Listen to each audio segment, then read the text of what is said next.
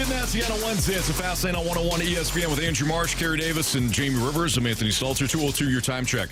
He is brought to you by Collection Jewelers, an officially licensed Rolex jeweler. Cardinals right now are up 2-1 on the Blue Jays in the top of the third, but things look a little shaky right now for the Redbirds. They did lose last night, and that's where we start. Blue Jays 10, Cardinals 9. Strong effort by the offense, especially late in the game to try to get back into it, and they did, but they do fall short, and Toronto takes the series, and that doesn't matter based on the series outcome won't change based on today's game, but Cardinals will look to salvage one. So let's start our exit survey from the game last night, and again, we'll keep you updated on today's game, but your guys' biggest storyline. Jamie? Carey? The pitching crumbling. Jamie? Yeah. For me, it's a pitching crumbling. I mean, I hate to go negative because I could flip it, but that's going to be one of my positives is the offense coming up. But just the pitching. Again, you start the game in the hole immediately. You know, the game before was two runs in the first 2 innings, down 2-0. 3 runs in the first inning last night. Like, it puts a lot of stress on your team. Mm-hmm. Carey? This team is never out of it. Like we said it. We've said it a lot. We've said it often.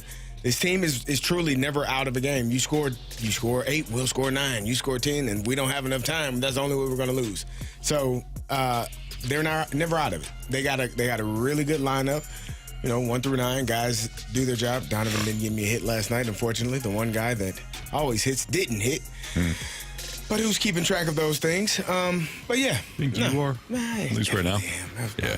But yeah, I think that they're never out of the game, and that to me, it's exciting. Now, continue because I got some things on my mind. You got some other thoughts, yeah. Marsh? Miles Michaelis giving up 6 runs. That's the biggest storyline for me. I can't keep going back to the well of They're never out. They're never out because that is the case, right? They made it exciting, and if you're a fan watching at Busch Stadium or you're watching at home, it is exciting. You can watch all 9 innings and have that feeling. But I just feel like an outing like that was sort of trending that way for Miles Michaelis. His last 2 starts heading into yesterday against Baltimore, he gave up 4 earned runs, 9 hits in 4 innings. Against Kansas City, 8 hits, 3 earned runs in 6 innings. So, I don't know. I felt like that was bound to happen at some point, and it happened last night. In some respects, I think the biggest storyline is that you took 2 of 3 from the Dodgers, and then you've immediately dropped potentially 2 of 3, if not all 3, against Toronto. This is where that consistency has to come in. April won great, as we've discussed. Toward the end of April, started to get better. That bled into May. You had an outstanding month of May, and then thus far in June, there's been inconsistencies. I realize you're going to have hot streaks, and you're going to have cold streaks throughout the course of a baseball season. But for a team that lacks superstars and lacks kind of that elite element, you're going to have to be consistent. You know, we keep talking about this team. Are they a contender? Can they make the wild card? Could they win the division? That consistency has to be there. And so far in June, it has not. So I think overall, big picture-wise, I think there's some concerns, despite the fact that, Carey, you mentioned the offense. You're right. This offense is fun to watch, and you aren't out of any game. But I also think it potentially is masking some of the pitching issues that we're seeing right now. Why don't we do, since they lost last night, why don't we do biggest criticism next? Carey, you seem like you were chomping at the bit. It's Miles Michaelis. Yeah. Nah, it is. It is. I mean, you give up 3 runs in the first inning. You give up a shot. Your team claws back into the game, and they find a way to tie the game. And then the following inning, you give up 2 more, and now you're down again. So it's Miles Michaelis, and that's it's frustrating. I've said it time and time again. If the starting pitching does not do well, you're probably going to lose the game. Roycroft for me. Roycroft for me. You can't blame him. You absolutely can blame him. He's the one who hit the pass ball. We talked about this. I don't care. I don't blame you. I blame the person that brought you here. Well, yeah, but you just blame Michaelis. Jamie's mother? Shouldn't you? No, she's a not saint. him. No, she is. Mama Rivers is awesome. I will blame him talking about every my day. mom? Oh, I love your mom. I would talk about you every day before I say anything bad about your mother. Your mother is a saint. She dealt with you for all those years and still managed Brother to. was way worse. I don't think so. I miss Sean. Sean is actually delightful. worse. You are you're questionable in some of the decisions you've made in your life. And we all know. Yeah. But you're here, and we love you for it. So it's okay. All right. I don't know how to take all that. I'm going to spin it in a positive way. But Roycroft, I can't find anything positive about his game. Really, he keeps getting his chances. Let's give him another shot. Maybe he fixed himself. No, he didn't. If Roycroft, all he has to do is his job. If he does his job, you win the game. You win the game. Imagine that. You're down by all those runs, and you still could have won the game. Instead, he throws a pitch at the mascot halfway through the ninth. He shouldn't have been standing there. Yeah. So I just, it's all encompassing. Michaelis, Roycroft, pitching, all that stuff. Yeah, I was trying to watch the game last night when Roycroft came in and kept an open mind of like, okay, what do they like about him? And he throws, he throws mid-90s. He's got kind of a funky delivery or a funky release, so maybe they're trying to provide a different look out of their pen. I can see. If I squint, I can kind of see what the Cardinals are looking for out of him. But the production is just not. It's just not there. But for me, I'm with Carey. Miles Michaelis, I think, is the biggest criticism from last night. Jamie, you had talked about it in the storyline. Marsh, same thing. He gave up 6 runs, 9 hits over 5 innings. He was missing his location from almost the first pitch until his last pitch. Yeah, we know whose fault that was. Damn catcher. Pages' fault. Pages got to pay attention. Oh, come on. Pages would set up low and away. Michaelis would throw one, up and in. Oh, you mean the same thing they did to Contreras? Yes. Pages would set up outside, outside corner. The pitch Miles Michaelis would throw one inside. It was a disaster last night. It was a disaster. Yeah, and Chris Bassett, I didn't think he didn't pitch well either. No. I mean, he missed badly on the Gorman home run. Gorman has his number, though. Gorman's got 3 home runs off Like, Bassett. He sees him well. Yeah, he does. And even when he walked, you could tell he's pissed. He's like, throw me something. But Bassett missed badly at times as well. But he was able to work with his bad stuff. Michaelis is either competitive or he's a disaster.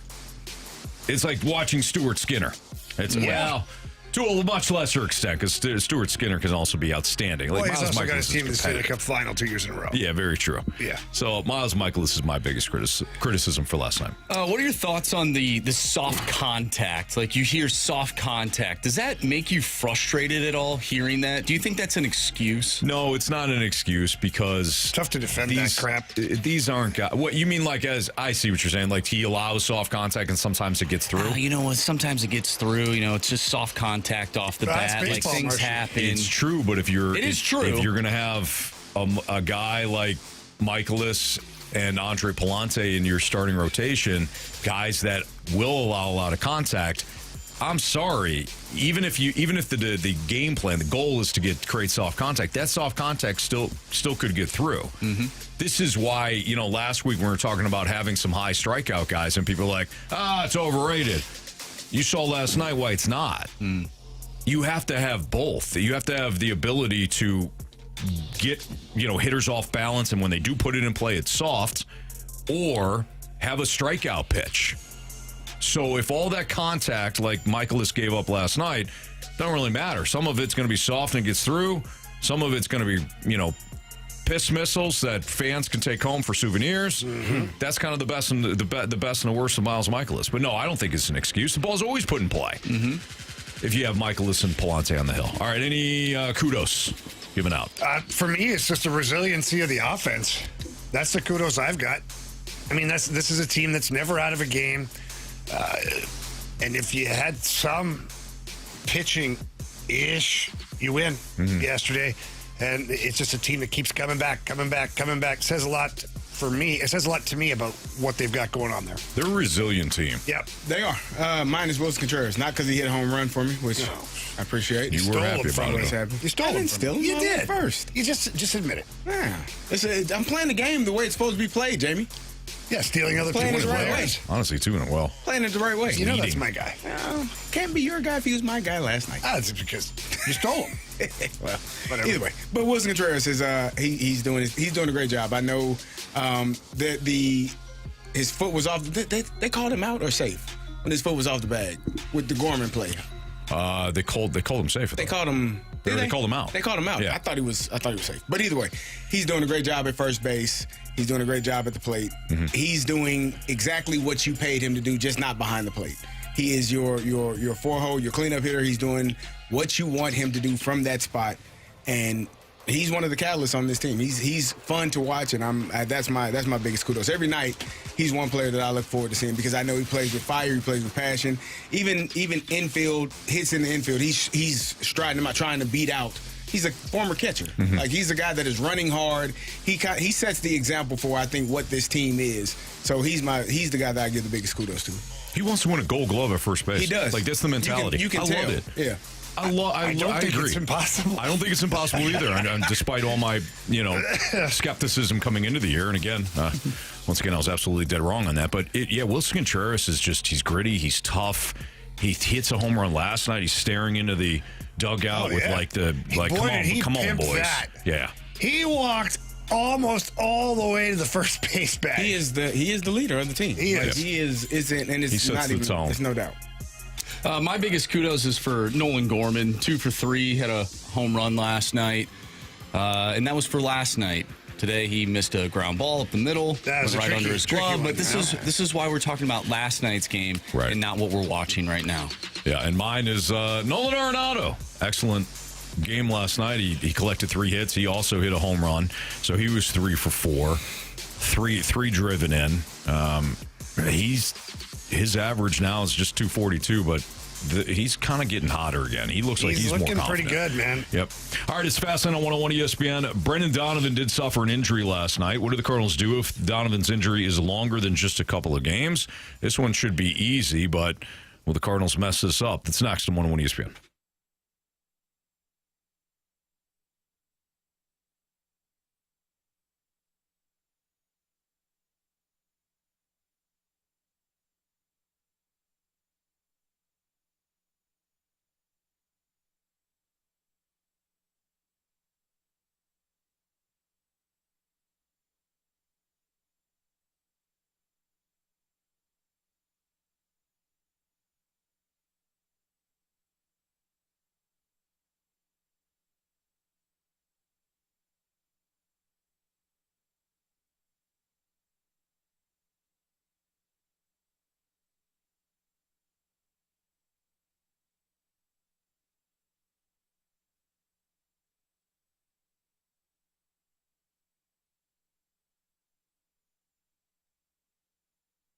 Hey, it's Carey Davis for Window Nation, and if you are looking to upgrade the look and feel of your home, then look no further. Window Nation has you covered. Right now, you can buy 4 windows and get 4 free. Get a free entry door and a pair of St. Louis Cardinals tickets when you buy a house full of windows. You can get 0 down, 0 interest, and no payments for 2 full years. Pay nothing until 2027. Window Nation has been St. Louis's trusted window pros for years, providing reliable, durable windows built to keep your home secure and comfortable. They know what matters most to you, and that's home security, insulation, and comfort, and their windows are built to keep your home warm in the winter and cool in the summer and secure year-round.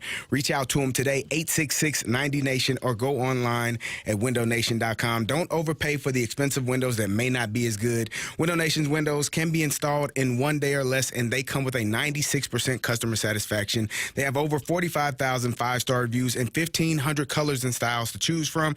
Reach out to them today to schedule your fast, in-home free estimate with the pros at Window Nation. Call them 866-90NATION or online at windownation.com.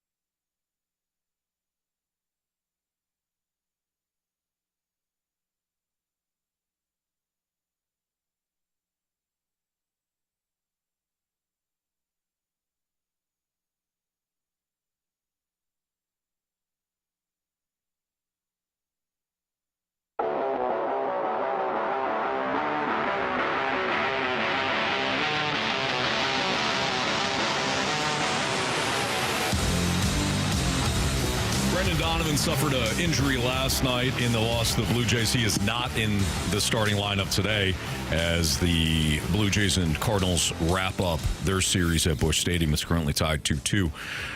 What do the Cardinals do if Donovan's injury is longer than just a couple of games? To me, this seems easy, but I feel as though that maybe things might get mucked up with a lot more Ryan Vilade or something. Well, okay, so that's where my concern is isn't it our concerns overall just more Ryan Vilade?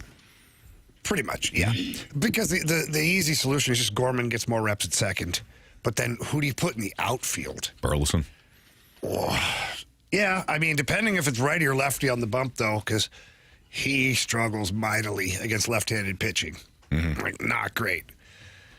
I don't know. Or do you call up a Sajasi? Would you rather see?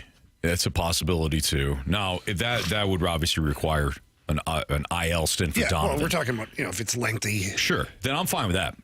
That probably is your best bet. But that limits reps for Gorman then. Yeah, like what do you do? What do you do with Gorman? Problem is, I never thought I'd say this because it's the Cardinals, but the Cardinals are lacking outfield depth, and. The last handful of years, all they have is a bunch of outfielders. Right. We had 4 or 5 different outfielders, especially when Dylan Carlson was here. You're like, I don't know, we got 5, maybe 6 outfielders. Yeah. Now you've got, with Walker out, Burley can't hit left-handed pitching.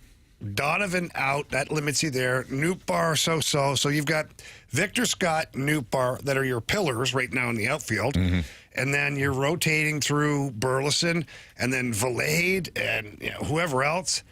You're lacking an outfielder from the minors that could come up and do some damage at least. You could bring up Michael Ciani too. But what does that do for you? It just provides depth. That's it. But what does it do for you? Really, like defensively? Fine. Offensively, it brings you absolutely nothing. You might as well have Ryan Vilade. Which is why my first choice would be Gorman at second, and then Burleson in the outfield. I realize Burleson has been bad against left-handed pitching, but the majority of the time you're going to see right-handers, and at some point when it gets to the bullpen, he's going to face some righties. Like to me, give your opportunities now to Gorman. Oh, I definitely want him to have opportunity. Absolutely. But then I also don't want the lineup to suffer because you don't have good outfield depth. I mean, Burley, like you said, maybe you just ride it out like that. Maybe you just say, okay, Burley, good. Lefty, righty on the bump, we'll figure it out. I think it is that way. I think Gorman is your second baseman if it's an extended period of time for Brendan Donovan, and Burley's in right field until Jordan Walker comes back. Then you can figure out how those two map it out. To me, with those 3 guys, Gorman, Burleson, Walker, it's just all based on who's performing well. And I hate the lefty. You can't bat versus a lefty if you're a lefty. I understand the numbers, but at some point, you have to get more opportunities against, especially now. Jordan Walker is hurt. Now Brendan Donovan is hurt. Are you going to not play Gorman and Burley because they face a left-handed pitcher, a starter? No. Right. You got to play him.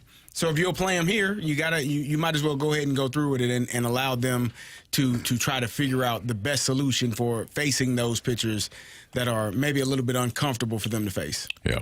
I just think, I mean, if this was the problem, right? Since Nolan Arenado declined going to Houston, the issue was what now do you do with this bit of a logjam? Jordan Walker being hurt, he's expected to come back at some point too. So that also may just kind of simplify things. Jordan Walker and Burleson go back to that kind of. Ali doesn't want to call it a platoon, but I don't know what else you would call it unless you give Walker every opportunity to face both lefties and righties. That's what it is. It's a platoon. Yeah. So there's a left-hander on the hill. It's Burleson. If not, again, when Walker comes back, it just winds up being Walker taking those at-bats, and Gorman is your starting second baseman until Donovan comes back. And you can put Herrera at catcher and get all 3 of them in the lineup right now. You could. A crazy notion, I know. It's a crazy idea. Sometimes I have those, Anthony. It's a dumbass idea. You can say it. No, it's not. It's a dumbass What's the idea, Carey? I was looking up numbers. What's the idea? Just let Herrera play catcher, and then you got the DH spot open. I know you all hate it. I don't hate it. Yeah. It's just a bad idea. It's a dumbass idea. No, I wouldn't say that. It's great. Carey, I don't like you being so hard on yourself. Sometimes, I just say things, crazy of me to think the guy that has a C next to his name would actually play the C position. But, He should have a D and an H next to his name. he's got a C next to it. It means I he's don't a know what it catcher. has. Is it C/DH? It should just be DH. No. Yeah. But he caught yesterday. There you go. 2 days ago. 2 days ago. Fine. Catcher. DH/C. Wow. What's the difference? He's a DH first. That's what That's he's why there's saying. no confusion. I feel like there's still confusion. Oh, Why? Because in all fairness, Anthony, you know why. why are you looking at me like that? Good call. No, you guys are not going to do this to me. Yeah, good Marcia, Marcia, I need your help. With what? Just something.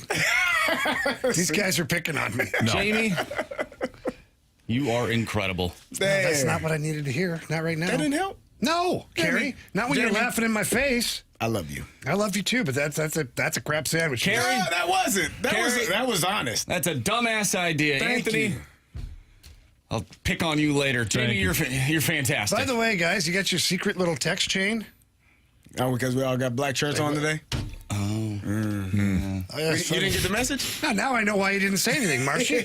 You're on their side. Sorry. All the three of message? you disgust me. I apologize. I got it right here, Jamie. It's the world's tiniest violin. Oh, wow. I did not expect that I'm about at to all. smash it over your teeth. Okay? I did not expect that at all. By the way, the Cardinals good job, are Marcia. 2-2 right now, top of the fourth.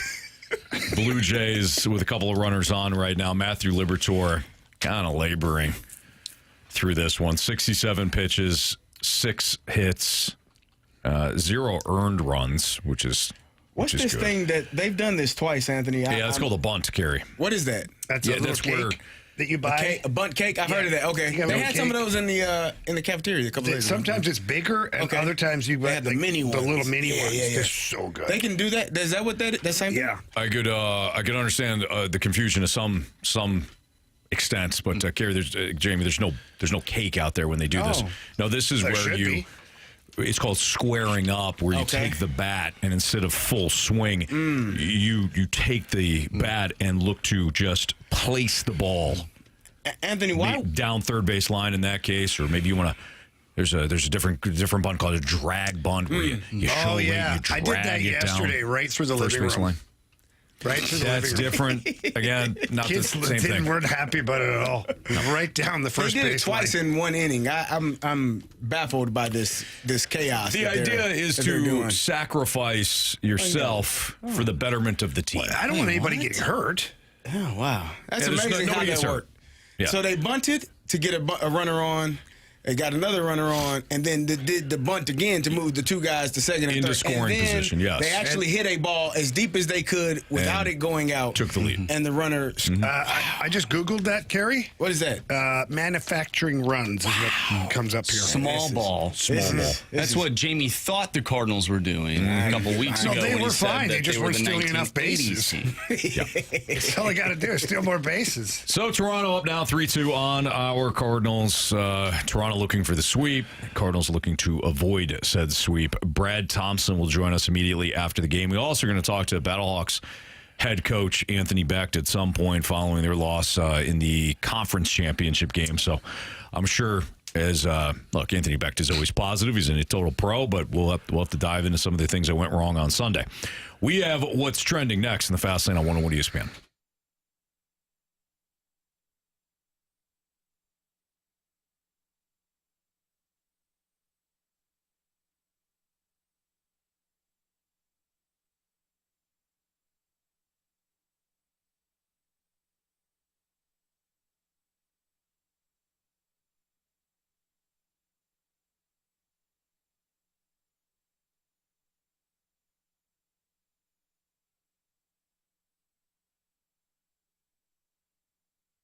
It is graduation season, and if you're looking for the perfect gift, look no further than Diamonds Direct. BT here for my friends over at Diamonds Direct, and man, they have got you covered for that graduate in your life. I bet you got a graduation party coming up. Maybe you just went to one, you didn't love your gift. Time to get a great gift that graduate's going to love, that graduate is going to cherish over at Diamonds Direct. And there's so many things to choose from. Maybe it's a beautiful necklace, earrings, bands, bracelets. How about a watch? I mean, they've got it all over at Diamonds Direct. And maybe a graduation gift isn't what you're looking for, but if she's got a birthday coming up, you've got a milestone anniversary, maybe you're thinking about popping the question. These are all great reasons to get into Diamonds Direct. The selection is incredible. The vibe is awesome. This is not your normal everyday jewelry store, stuffy, I don't like it. You're going to love the place over at Diamonds Direct. You're going to love the people and everything about Diamonds Direct. Check them out online. Go to diamondsdirect.com and do yourself a favor. Get into the showroom at Olive and 270 at City Place.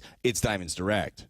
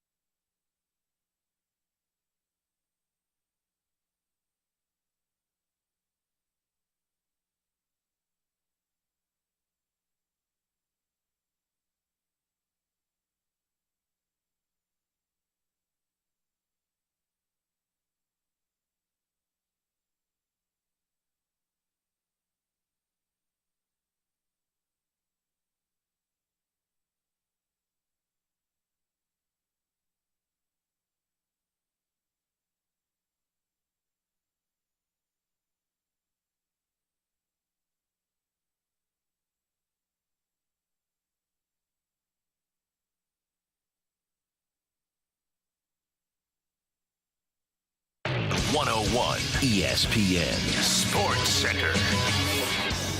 I'm Andrew Marsh. It's time for a Sports Center update driven by Johnny Londoff Chevrolet and Johnny Londoff Autoplex. The Cardinals lose yesterday to the Toronto Blue Jays, and they are on the verge of getting swept. They're down 4-2 right now in the bottom of the fourth. We'll keep you updated on this game throughout the remainder of the show. But coming up next, we have What's Trending. I'm Andrew Marsh, and the Sports Center update is driven by Johnny Londoff Chevrolet and Johnny Londoff Autoplex. See them at londoff.com. Chevy, together we drive. Are you kidding me?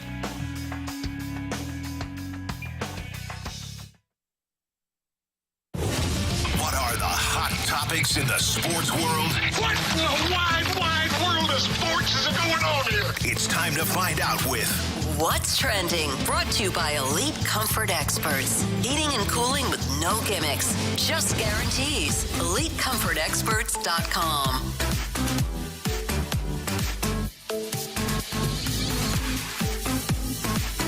I'm Andrew Marsh. It's time for What's Trending alongside Anthony Stalter, Jamie Rivers, and Carey Davis. Gentlemen, tonight, Game 3 of the NBA Finals. Not last night. Some people in this room, one person in particular, thought that game was last night. It's actually tonight.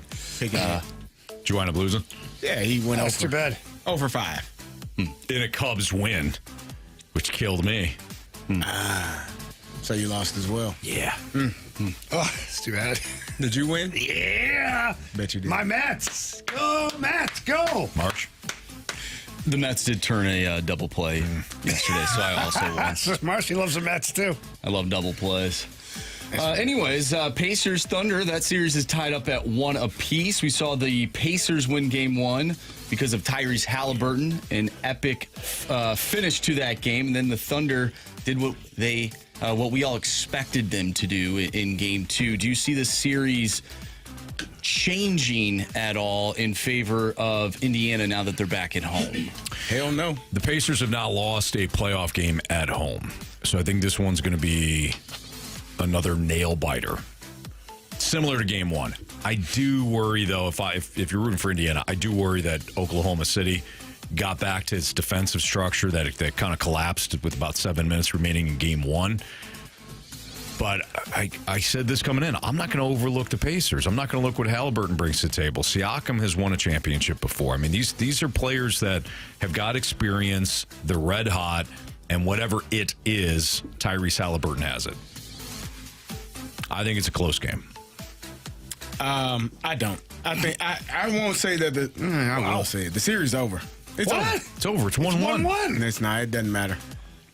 OKC is the best team.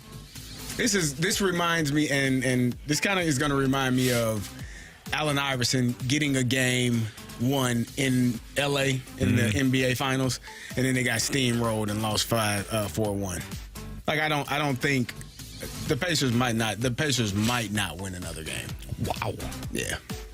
That's how good OKC is, in my opinion. And I know the Pacers have been a team of destiny. They've hit all the important shots. They've kind of worn down. I don't think they got the horses to hang with OKC. Okay. So I think it's a wrap. I think Indiana had a good year. Wow, Not good Carey's enough. got them on the mat. That's it. They're done. He's counting them out. Yeah. 1, 2, 3. Gotta go. Wow. Yeah, start the parade. Let's start planning it. Wow. Well, Yep. know where I'm going tonight. Pacers going? plus 10. Oh. They're not getting 10. What are they getting tonight? 5.5. It's right home. You like that? I do. Yeah, I do. Maybe I'll take it. You like that? You can. Hey, you've earned it, Marsh. No, I'm going to stick to my double plays. Speaking of double plays in baseball, actually, this has nothing to do with the double play, but it has everything to do with the baseball. Were you trying to make a transition work where there was no transition? Yeah. Been there. So Swan tagged us in this on X, and this is from The Athletic. Which organizations have the worst reputations among players? The Athletics lead that for sure. 39 mentions. There's 115 respondents, and your St. Louis Cardinals had 3. 3. Who do you think those 3 people are? Dylan Carlson. Tyler O'Neill. Jack Flaherty. I don't think so. No? No, I don't think so. Who do you think they were then, Anthony? Tyler O'Neill. Yeah. Tyler O'Neill. Who else? Who else? Dylan Carlson, for sure. They screwed him over. Nah, he's a nice guy. This is in the last. And since when? When did this? It's probably Clayton spring. Kershaw. They conducted it during the spring.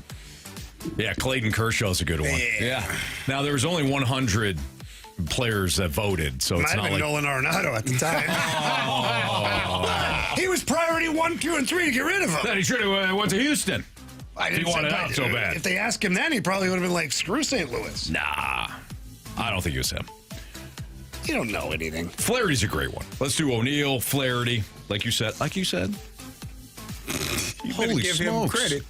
No, it's not that. He does that all the time. I said Jack. He craps on what I say and then I brings didn't. it back in later like he's a hero. I gave you credit. He likes to play the hero. Tugs at my emotions, you know? I gave you credit. I said that's a great one, Jack Flaherty. God, be married to you. My goodness. Well, I'm sorry, Kristen. Oh, God.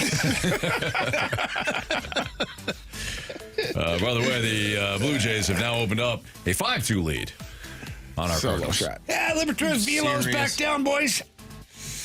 That ain't good, man. That ain't good at all. It's just baseball, fellas. It's only 3 of 162, Anthony. This is why I said the Dodgers won. Now he backs it up. I did back it up Oh, then. the It's other day only you 3 of backed out of 162. it. No, I didn't. Oh, my God. Oh, okay. Then let's reverse it. Cardinals contenders? Now? Yeah. Oh, Anthony, they got another series coming up. Cardinals contenders? No, they just lost 3 in a row. No chance. But they took 2 of 3 from the Dodgers. Hey, this game isn't over yet. This is now. This Right. game is not over yet. Why? They have already lost 3 in a of row. 162. No, it's They have. trends. You Anthony. jerkbag. It's trends, Anthony. You. Why are you mad at me? Carey said the same damn thing. I'm mad at both of you. What's your problem with me today? Seriously. You told me something earlier that I didn't like. You did, What did I actually. miss? I did like You it. did. Now you're just mad at yourself.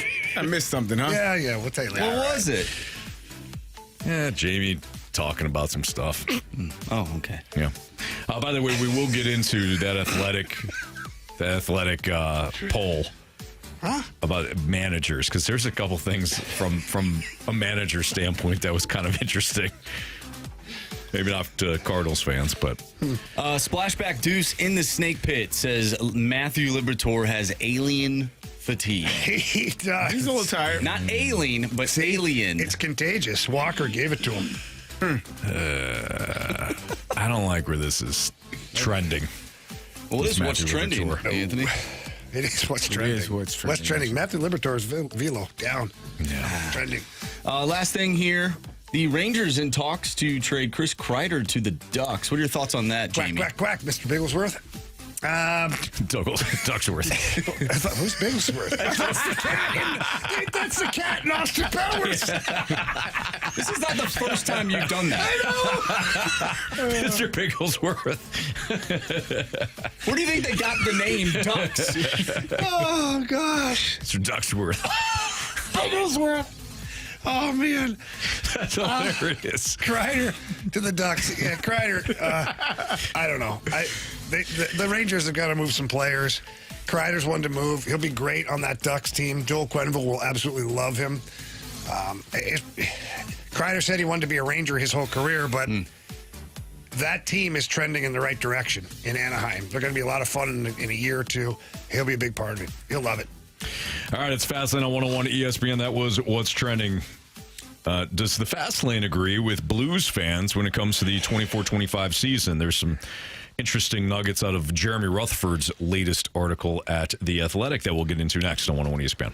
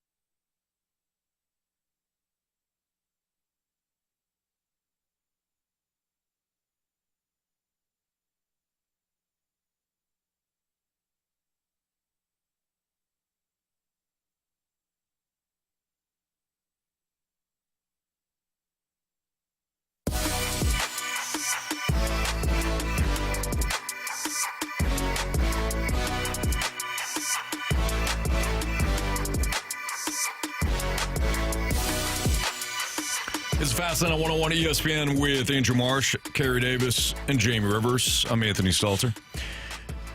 Do we agree with Blues fans when it comes to the 2024-25 Blues season? So Jeremy Rutherford, our guy with the Athletic, our Blues insider with the Athletic, did a Blues fan survey result. High confidence that Doug Armstrong heading into the final year as GM. First and foremost, we'll kind of go through the question and then tell you what the fans voted on and then whether or not we agree. Or maybe, you know what? Maybe we'll flip that. Was this Blues season a success? What you're doing right now. Was this Blues season a success? A couple of different options. Yes, it was beyond my expectations. Yes, but the Game 7 loss put a damper on it. No, the way the Blues finished proved they could have played better all season. No, regardless of making the playoffs, I'd prefer they avoid the murky middle. Where do you guys fall on this? I think you, well, Carey, you go ahead. I'm going to go yes. It was beyond my expectations. I know the Game 7 loss was awful. It was unfortunate. It is not how you wanted to end the season, but there is so much to look forward to for next year. Like, you get a full year of guys that you had no clue as to what they were going to be coming into this year, and now you've seen them play. I think the expectations are through the roof for next year. So it was well beyond my expectations. Yeah, I agree. I agree. I think that, especially, to start the season, you look at it, you're like, oh, maybe. If you squint, maybe. And then halfway through the season, you're like, okay, wow.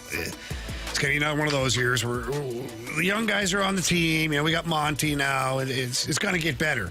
And then for them to make that incredible run, make the playoffs, and almost eliminate the Winnipeg Jets, I think it is a success. Marsh? I think I lean more into the yes, but the Game 7 loss put a damper on it just because I think this team, at least for me, the expectations changed after the win streak because I saw what that version of the Blues could do, and I thought that version of the Blues could have done damage deep into the playoffs. I genuinely did. So the fact that they lost Game 7 the way that they did, for me, it did put a bit of a damper on it. So I lean more towards that, but I'm not like 100% into the yes, but Game 7 loss put a damper on it. Maybe somewhere in between the yes, it was beyond my expectations, yes, but the Game 7 loss put a damper on it. Yeah, I think big view it was beyond my expectations, but I think still as I'm processing it a few months later, I'm still leaning a little bit more towards the second one. So an overwhelming amount of fans voted in those two categories. 51.3%, yes, it was beyond my expectations. 45.3% said yes, but the Game 7 loss put a damper on it. So we're all in the same boat, and I would vote also with yes, beyond my expectations. What was Doug Armstrong's best move in 24-25? 4 options. Signing Dylan Holloway and Philip Broberg to offer sheets, hiring Jim Montgomery, moving on from Brandon Saad, or trading for Cam Fowler. So I think the obvious one right away, you're like, it's Broberg Holloway. It is, especially if you go chronologically, But the one that might pay off the most is getting Jim Montgomery. I'm with you. Same. He put it all together. Yeah. Getting those guys was one thing. Because Holloway and Broberg were playing for Bannister, too. Yep. I agree. It was, for me, it's Montgomery because you had just taken the interim tag off of Bannister and said he was going to be your coach, and it didn't go as well as you thought, and then you turn around and hire a guy that just got fired, a few weeks prior, and you're saying, hey, we're going to make this move. To me, that was the biggest move of the season. Going with Jim Montgomery, having the gumption to say, Drew Bannister, we think you're a great guy, but we think this guy's going to be better for this team, and actually going and pulling it off. I think you guys are right. I'm going to go in a different direction here with the Cam Fowler trade, only because without Cam Fowler, I don't know if you go on that extended run without Colton Parayko in the lineup and you don't make the playoffs. And then we go back to question 1, was this season a success? I don't know if people say it was if the Blues don't make the playoffs. And I don't think they do. If you Cam think they Fowler, make that run without Jim Montgomery? No, I don't think so. But even with Jim Montgomery, if you don't have Cam Fowler, I don't think you win those games. I don't think you win 2 more games. without Cam Fowler when you didn't have Colton Parayko. You're making a compelling argument. 5.9% agreed with you, trading for Cam Fowler. Moving on from Brandon Saad was the last 0.4%. Hiring Jim Montgomery, 34.1%. But the majority of Blues fans voted signing Dylan Holloway and Philip Robert offer sheets, which, as Jamie noted, there probably isn't any wrong answer here. I would go with Jim Montgomery because you did need the architect to put it all together. What is your confidence level in Doug Armstrong? 1 through 5. 10. 1 being the lowest, 5 being the highest. Bleeping 10. 10. 10. Yeah. 10. Billy Bob. 5. Yeah, Billy Bob. He knew. Yep. He understood. Jamie? Confidence level in Doug Armstrong? Out of 5? Yeah. I'm going to go 4. I think, the reason is because this is a huge offseason. It's a huge offseason. Yet you absolutely struck gold last year with the 2 offer sheets. You did. And the Cam Fowler trade, unreal. And Jim Montgomery. And Brandon Saad. Well, yes, all of the things we had last question, but this is going to be an interesting offseason because he has Hofer, restricted free agent. He's got contract extensions that he can and should negotiate with Broberg and Holloway. He's got to add something up front to this team. He's got to try and move out from maybe one of the defense contracts. So, I don't know. He's never bought anybody out. All of these. I'm going to go 4 out of 5. I'll also say 4. You know, we look at some of the really good trades and acquisitions that Army has done over the course of the last 12 months, give or take. But there's also been like some players that he's brought in where you're like, why is that guy here? So, you know, I think he's trending towards 5 rather than trending towards 3, if that makes sense. I'm with Carey. It's a 10. And quite frankly, if I could add, I find Marsh and Jamie's comments disgusting. So I find your lack of faith disturbing. Yeah. What do the people say? So the people agree with Carey and I. 5, 55.2%. Jamie? It's only because 10 was unavailable. Exactly. Yeah. Jamie, though, 4. 40.1% of the people did vote for 4. 3.7% said 3. 0.8% said 2. And Brandon Saad voted 0.2%. I think for a 1. 618 probably voted too. 618 as well. Yes, He's him. the 0 point whatever. Yeah, exactly. It was Saad, a combination of Saad and the 618. What do you expect from Alexander Steen when he becomes GM in 26-27? Here's some choices for you. I'm extremely excited and think he'll do a great job. He was a great player, but I'm skeptical of him as a GM. I wish the Blues were replacing Armstrong with an experienced GM. Or he'll be raw, but I'm supportive and fine with him learning as he goes. I would go with the last one. I'm fine with it. Like, he's still going to have Army around to bounce ideas off of. He's going to have Scott Mellenby, Keith Tkachuk, Al McInnes. Like, he's got a heck of a great staff that supports him. And he's a really smart guy, and he's really dug in to the role. Like, last year, he was asking a lot of questions, doing a lot of, like, research and looking up things. Like, so I'm confident that he's going to be just fine. If he's a little bit raw while he's learning, I don't care. Carey? I think I agree with that. I think, I'm actually going to go with I'm extremely excited and think he'll do a great job. I think the fact that he is already learning under Army and kind of he'll have his own way of doing things. It's not going to be exactly the way that Doug Armstrong has done it. And there are learning curves in getting a new job. But I think he'll do a great job. I'm with Carey, and you guys just touched on it. He has a lot of people surrounding him to help him through this process. But I also think that he has a real good eye for finding talent. Mm-hmm. So I think in the coming years, maybe we don't see it in year 1 or year 2, but when they're in that war room and they're trying to find different players that could complement the team right now, I think he has a really good eye for that. And for that reason, I'm really excited. I think he'll be raw too, and I'm fine. I'm good with that. I like the fact that they're staying in-house. They're being creative with it, and they're allowing him to work on the job before the stakes get really high. So I think it's great. He'll be raw, but I'm supportive and fine with him learning as he goes. That was the majority of the votes for Blues fans at 65.8%. He was a great player, but I'm skeptical of him as a GM, 16.7%. I'm extremely excited and think he'll do a great job at 14.2%. And I wish the Blues were replacing Armstrong with an experienced GM, 3.3%. All right, we'll stop there, but I think we can go into some of these a little bit later on too, because the article is they got a lot of different questions with the fan reaction. I think it's pretty fun. So we'll get into that a little bit later on here in the Fast Lane on 101 ESPN. What can we make of the Cardinals' never say die attitude this season, despite the frustrations? I think the Cardinals have emerged with a bit of an identity. That's next on 101 ESPN.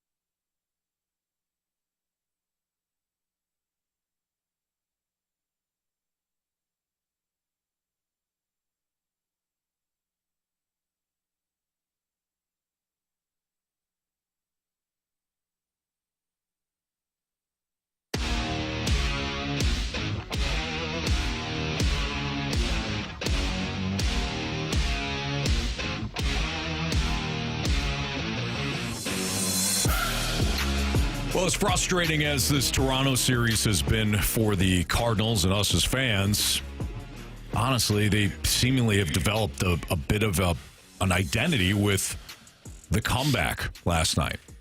Wasn't a win this time, but we've seen a ton of comeback victories this season. And it does, even today, guys, where the Cardinals have not played well and they're trailing 5-2. It's not over yet? I don't think it's over. I really don't. That's how I honestly feel right now. With the amount of big bats that the Cardinals have had, with kind of that knack for late inning heroics, they do have that vibe this season as a team that will not go away in most games that they play. Now, will that translate to enough wins for them to make the postseason? I don't know. But I do think that this team has been resilient, and I do think the identity right now is kind of like that never say die attitude. Yeah, I don't know where it came from, to be honest, because we go back the last couple of seasons, and if the Cardinals were down by a run or two, the game's over. Like, well, all right, we're done here. And the odd time there was a comeback, but very odd. Most of the time you're like, okay, well we're done. Yeah. This year, not the case. And it's like from the beginning of the season that they just keep pushing and pushing and pushing and getting guys on base, and then they get the crooked number with a Herrera home run or a Contreras home run or a double, or it's just right on cue. You said, I wonder where it comes from, Jamie. I know I want you to finish your thought, but I think it comes from that guy. Yeah, but he's been on the team for a couple of years now. Yeah, but he's been suffocated by people that want him to throw him under the bus. That's a good point. And I wonder if, and I don't think this is the case because based on what we see of him, I don't think he would be, but I wonder if he was not timid, but I wonder if he was silenced a little bit because of, when he first got here, you still had Waino. Mm-hmm. And then you had Goldie, Arenado, that regime of the leadership, we'll say. Right. And then last year still with Goldie, Arenado. And I'm not saying that Goldie was running the clubhouse and denying Contreras a voice, but sometimes he was there. He was there, and they were doing things a certain way before Contreras got there. Mm-hmm. And when you're the new guy, I can speak to this. When you're the new guy, you have to be very, very aware of not being the guy who kicks open the front door and like, I'm here. Right. You're welcome. Yeah, no, you got to kind of get in, get a read of the room, find out what the pecking order is, see where you kind of rank or slot in. You try not to ruffle feathers too much. Like prison. Yeah, pretty much. Yeah, you find out where you're at, and then you find out at what point when you can take over and take everybody's lunch money at the same time. Yeah. Carey, you were there. I would do that, yeah. I mean, the movie. Yeah, no, it was actually, this is a documentary. Yeah, it was a documentary on Carey's life. Yeah. Can I play devil's advocate? That is this question. No, this is a feel-good segment. He's going skeptical. I just want to ask a question. Absolutely. No, hey, Jamie, hold on. Of course, Carey. This is an open discussion, and we value your opinion. Coming back in games is fantastic. It is a clutch gene that you need. Mm-hmm. Do we think that maybe we should not have to come back in so many games? Clearly that's the case, Carey. But some teams would just roll over and die, too. They would. Including this very own Cardinals team. The last 2 years. Yeah. But at what point does the comeback stop coming back? You know what I mean? Jay said it the best. Don't call it a comeback. Don't call it a comeback. Been here for years. Can I counter your question with another question? Please do. Are you perhaps suggesting that the comebacks are also masking a deeper problem with the pitching? Sort of, kind of. Yeah. Well, look, that's clear, guys. That's a real problem. But the point I'm making in the question is you had those pitching problems in the past as well, and you couldn't come back, and you didn't come back. You are spot on. But those pitching problems are still here. They are, but they ain't left. At least you're pushing back, though. Are we talking about Miles Michaelis now? I didn't say that name. Pick your guy. I didn't say Matthew Liberatore. Well, I didn't say Andre Palante. I know, but you said, the pitching problems were there before, and they're still here. I thought maybe you were just talking about Miles. No, I didn't say any of those guys. I didn't say Eric. If he happens to fit in that category, then right, sure. But we're not singling him out. I'm not naming names. Mm-hmm. That was subtle. I'm not. I didn't name any names. No, you didn't. Yeah, you're fine. Yeah. It is. Yeah. Things get worse now too when Andre Palante hadn't been great, Miles Michaelis hadn't been great, And now Liberatore is 3 consecutive starts where he hasn't been great. You're naming names, not me. Well, I think it's okay to just name names now. Okay. Well, all of a sudden, you don't name names. We're talking about the pitching not being good. What? I mean, Roy Croft, are we naming all the names? Yeah, Well, I mean, we could. Okay. we should. I just asked. You know what? Why don't we do this? Who is pitching well? Sonny Gray. Yep. There Eric you go. Fetty. No, he has been pitching well.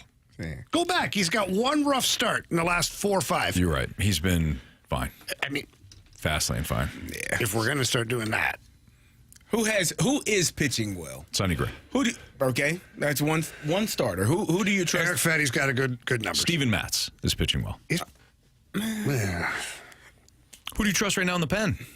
It ain't Helsley. No. It's not your boy Roy Croft. No, it's certainly not that guy. It's not John King. He don't pitch much. That's why you trust him Do I? to do his job. And here's the other thing, too. Little B-hole is right in the snake pit. The fast lane. We name names. Rule number 1, nobody's safe. Exactly. Carey. You're right. So if you think that you're just going to hide from this, you're not, Carey. By the way, the Cardinals opened up with a double to start the inning, and they left Wilson Contreras' ass right there at second base. 5-2 as we head into the top of the 7th now at Busch Stadium. It's a tough one. It's frustrating, to say the least. Lots of game left, though. I so badly want to, just jump on board with this team, get excited.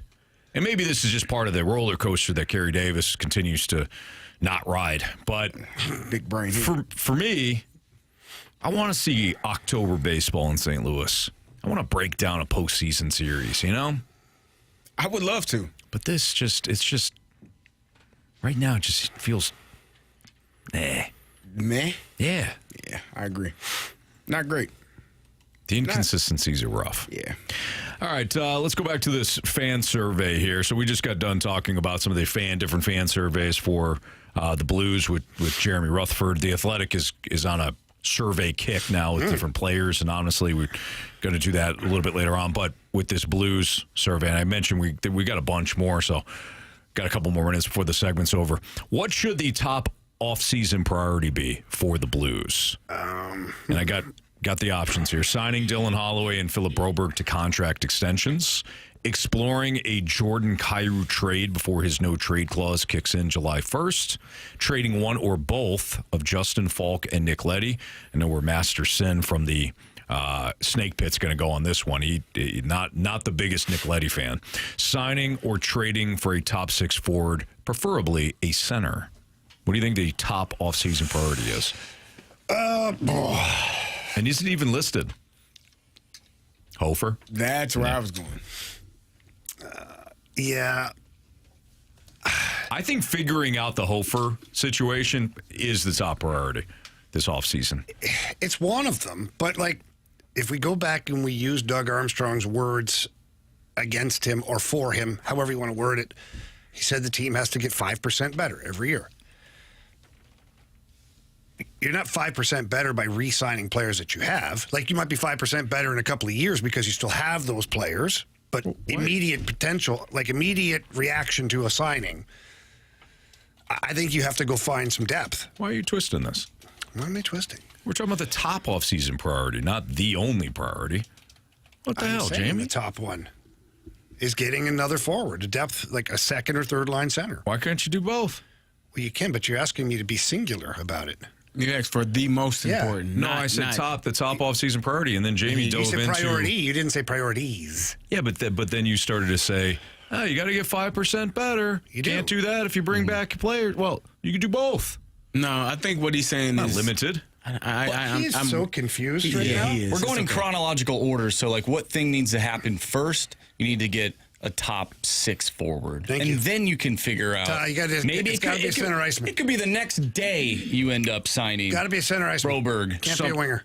Don't need a winger. Got enough. Something like that, though, could also hinder whether or not you can bring back Hofer, which is why I would go with Hofer as the top offseason. You plan ahead, Anthony. Until he signs on the dotted line, there's nothing you could do. What?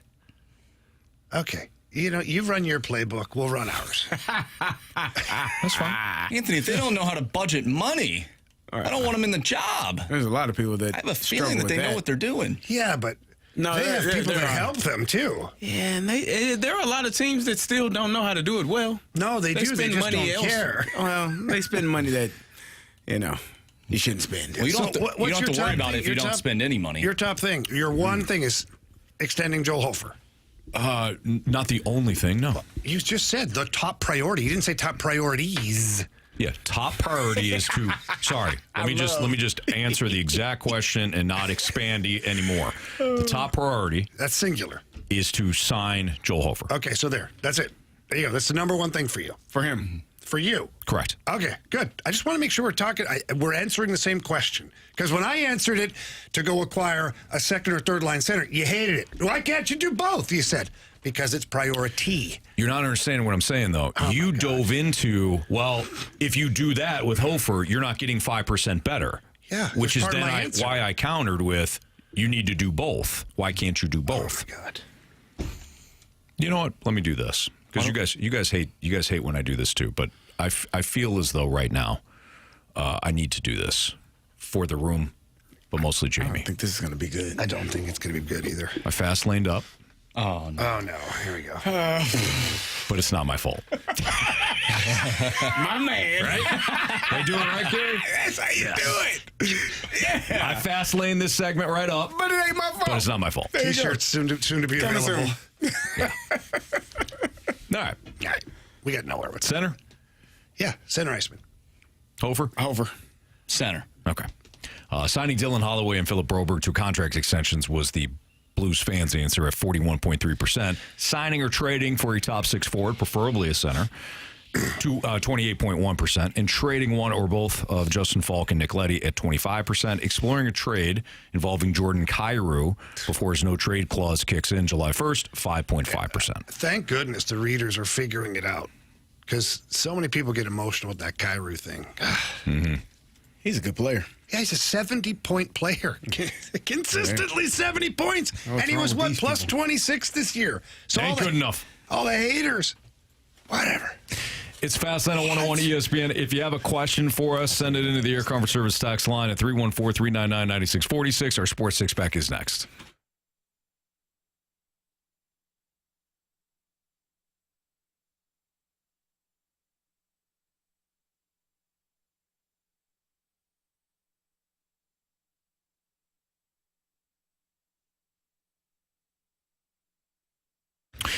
I hate in the past when I used to go to other places, other dealerships, when they talk about having a huge selection of vehicles and then they send you driving across 3 counties and a couple of sketchy parking lots and then maybe a back alley guarded by, I don't know, a raccoon or something. You know, it's a terrible situation. But not at Auto Centers Nissan. The entire selection, over 1,000 new and used rides, is all in one place. So when I search at AutoCentersNissan.com for a specific vehicle, I know that it's going to be right out in Herculaneum at Auto Centers Nissan, right off I-55 in Herculaneum. Easy to get to, and thankfully 0 raccoons involved. Right now, it's the Nissan Summer Sales Event, which means you can score a 0% APR for 60 months on the new 2025 Rogue and 2025 Pathfinder. 0 interest. Like, the only thing lower than that is potentially Jamie's motivation to re-sign Joel Hofer. Both SUVs are American-made, tariff-free, and built to handle summer like a boss. And every new Nissan comes with a lifetime warranty and a 30-day return promise, which is basically like, Jamie trying to figure out whether or not to bring back Joel Hofer. If your credit's not great, who cares? The Finance Squad can help no matter what your credit situation is. Skip the drama. Head to Auto Centers Nissan in Herculaneum or check them out at AutoCentersNissan.com. Auto Centers Nissan. It's all here.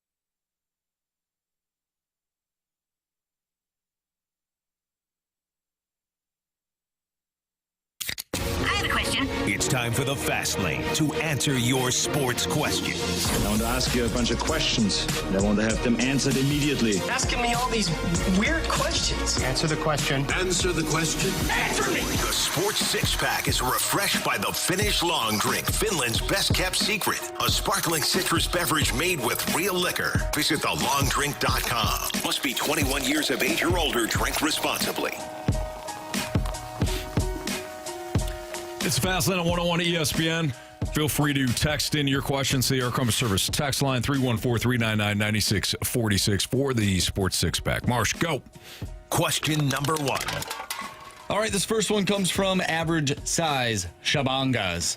This is a hot button subject with the Fast Lane for obvious reasons. But who do you think wins a Super Bowl first?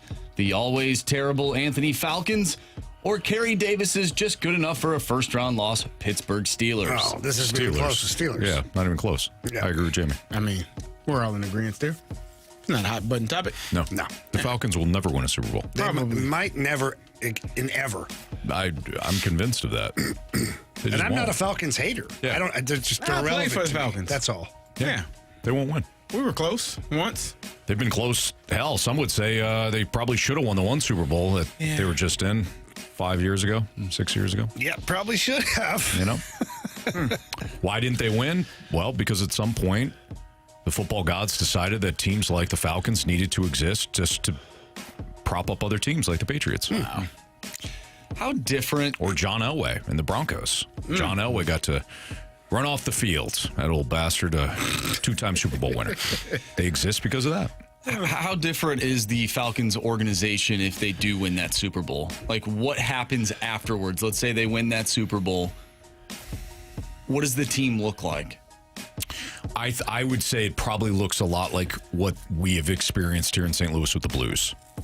If I'm answering that honestly, figuring out how long to run it back with the championship window for a while, having to go through COVID and all that, dealing with that, different, salary cap, maybe a couple of year layoff, then they rebuild or retool, and maybe that's how I think. That's how I think it would look, honestly. But they ain't gonna win. So Steelers. I agree. Here we go. Question number 2. All right, the Water Boy wants to know. The NBA, they announced that they're changing their All-Star game to World versus USA. Would you be open to Major League Baseball changing their All-Star style and putting the World Baseball Classic in the first 2 weeks of July and starting the regular season in mid-March? What? The World Baseball Classic in the middle of the season? Kind of like the Four Nations. Kind of like the Four Nations, yeah. I wouldn't mind that. Mid-March is difficult in some parts of the country. Right. Still might be snow on the ground. Heck, Toronto. Yeah. Although they played the dome, yeah. But to your point, I mean, Chicago still has. I went to a Cubs. Detroit's bad. Yeah. I went to a Cubs game one time in April, snowing. Yeah. It was miserable. It was awful.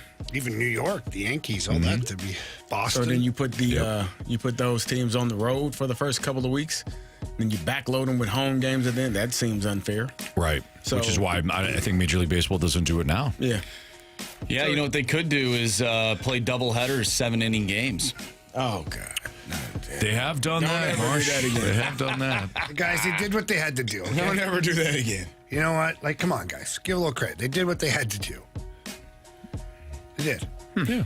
I appreciate it. You know what? You know what, Jamie? You're right. After squabbling for a long time, they figured it out. Yeah, I mean, they gave us baseball. In business, you do what you have to do to keep the product going, you know? And they did it. Did we like it? Not necessarily. Some people loved it. But they did what they had to do. Not everybody has your business acumen, Jamie. You do what you have to do to play. Did the cardboard cutouts. Still got a couple of those hanging around here somewhere. Question number 3. From the 801, hey guys, if the Panthers re-sign Sam Bennett, how long will their winning window / dynasty last? Probably quite a bit, because what the Panthers have been able to do is, we talked about it the other day, is they've locked up their core. Barkov signed through 2030. Matthew Tkachuk through 29-30. Matthew Tkachuk's through 29-30. Sam Reinhart through I think 31, 32. Carter Verhaeghe, same thing.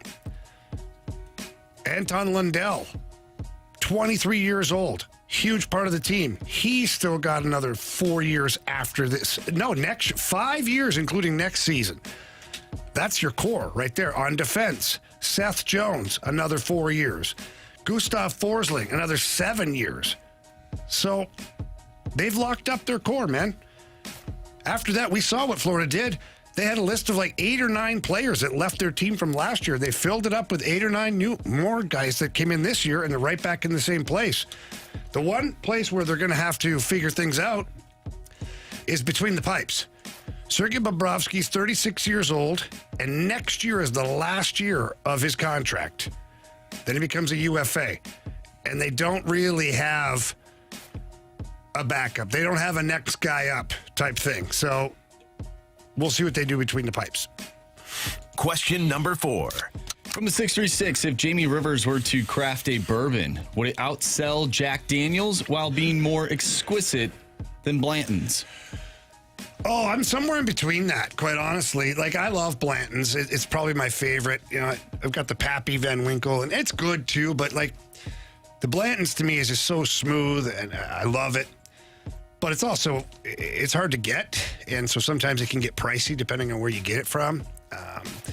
You know, Jack Daniels, obviously the old tractor gas there. Some people love it, some people don't. I don't consider it to be terrible. It's just not my choice. Certainly, you know, I've drank a lot of Jack Daniels in my day, but those were like shots of it, not like poured over a cube or something like that. I'm somewhere in the middle. I would love to have a bit of a subtle smoke to it, because I love to get smoked old fashions and things like that. So I'd like a little subtle smoke to it, little burn, but not too bad. Something that if you want to drink it straight, you're not paying the price for it. But if you also want to mix it into an old fashioned, your old fashioned's got a little bite to it. So it's a multi-purpose bourbon. That's what I'd be looking for. Question number 5. From the 816, who has a better year, Matthew Stafford or Aaron Rodgers? Matthew Stafford. Hey, Aaron. Excuse It's me? probably Matthew Stafford. Yeah, there you go. Thank you. You tried. You tried. Yeah, it's got to be Ah. one guy has Sean McVay, the other has Artie the one-man party. By the way, Artie the Party was talking to the media today about the offense, that they were 4th in the NFL at running the ball last year as far as number of touches to the running back. And now this year, you know, and Aaron Rodgers was like top 5 for like passes attempted. So he's like, yeah, we're gonna be a real good mix of run first, but pass there is available too. What did you just say, Artie? Yeah, good. Yeah. Aaron Rodgers did have more passing yards than Matthew Stafford last year. Let's keep that in mind. And how did Aaron do? It's a team game, Anthony. Oh, okay. That's right. You know? Yeah. You're on a bad team. Yeah. Nobody can win in New York. Now, is football mostly about passing yards or wins? As well, as a team, Yeah. it's about winning the game. Okay. Anthony, I have to say this. I'm watching the video right now of Artie the Party. Yeah. He couldn't look any more lost talking to the media about describing what he's going to do. Thank you. Like, he looks like somebody who bought a Halloween costume as like football coach. Right. And here's the kit. You get a stick-on mustache. You get one of these short sleeve quarter zips, and Yeah. you get a hat, and you get a whistle. Right. And you get a pair of like soft cleats. Yeah, he says Arthur Smith, I'm marrying the run heavy with pass happy. He says, we didn't bring Aaron here to sign DK for all that money to go run the wishbone. What?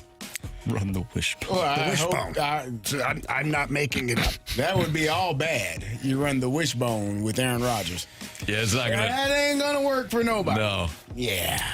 Maybe he still thinks Justin Fields is there. Maybe. Things are looking up, for sure. At one point, I think a lot of people were like, this guy's a genius. Ryan Tannehill had a bit of a second-half resurgence, and he had Derrick Henry, and that allowed him to get a head coaching job, which didn't go well. Now he's an OC again, which is not going well. Question Marsh, number you kind of got 6. the Artie Smith mustache going. Marshy, I'd fight him right now. I don't want to hear that. Based on what I just saw about Arthur Smith, I would fly over the soundboard and fight him, regardless of the outcome. I would rather have a Ryan Day jet black beard than you say that I look like Arthur Smith. Now, hey. One guy actually can win football games. I did not say that you looked like Arthur Smith. He said he had the same mustache. Exactly. He doesn't. Look at that thing. Marshy's is stylish. See Art of the Party? Honestly, similar. no. I wouldn't take that. Anthony, you just irritated me. I'm going to take the next 2 days off. There you go. look what you did. Anyways. Sorry. Not everybody feels that way. Oh, boy. Final question from the 816. Where do the Bengals rank? Where does the Bengals ownership rank in the NFL? We'll tell you next, and we'll also explain why ownership can ruin its own championship DNA here on 101 ESPN.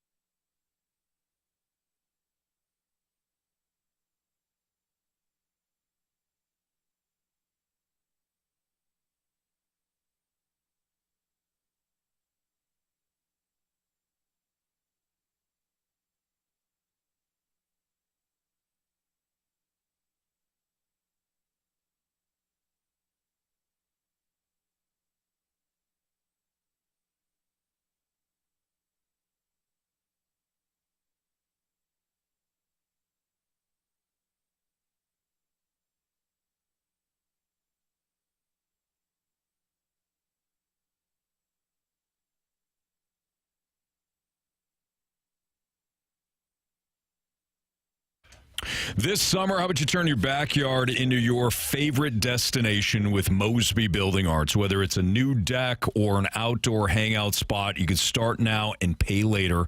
Talking about 5% off, 12 months, no payments, or decks from just $2.99 a month on approved credit, all courtesy of Mosby Building Arts. But you do have to lock in your project by June 30th at callmosby.com. That doesn't mean the entire project needs to be done. It's just call Mosby or visit callmosby.com, lock in that project by June 30th, and then again, you qualify for the 5% off, the 12 months, no payments, or decks from just $2.99 per month. But you don't need to take on everything all at once. I'm sure like many of you look around your home and you're like, man, we got to upgrade this, we got to fix that. A simple deck refresh or a new patio setup can transform how your space improves, how you enjoy your space. You could start small, feel big. Your home and your happiness are definitely worth it. So again, lock in your project by June 30th. Get one of those great deals at callmosby.com. Mosby Building Arts, the right remodeling company.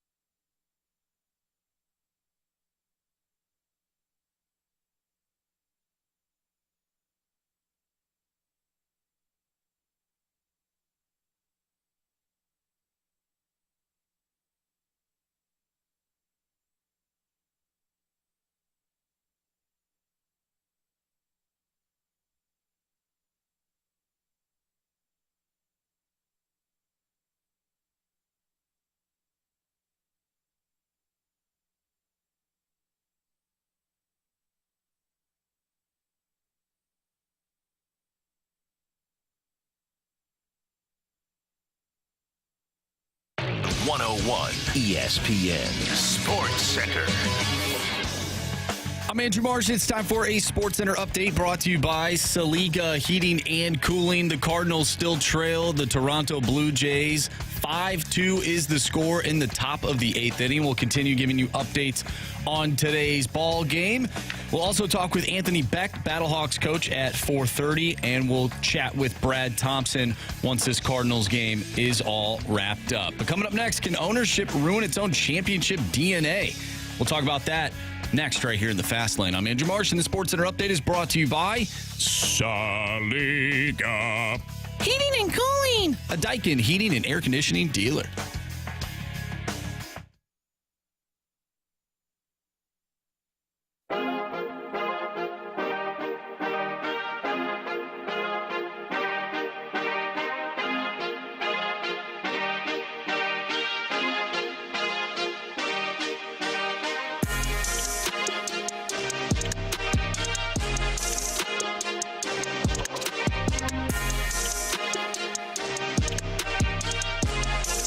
It's the Fast Lane on 101 ESPN. Carey Davis, Andrew Marsh, Jamie Rivers, Anthony Stalter.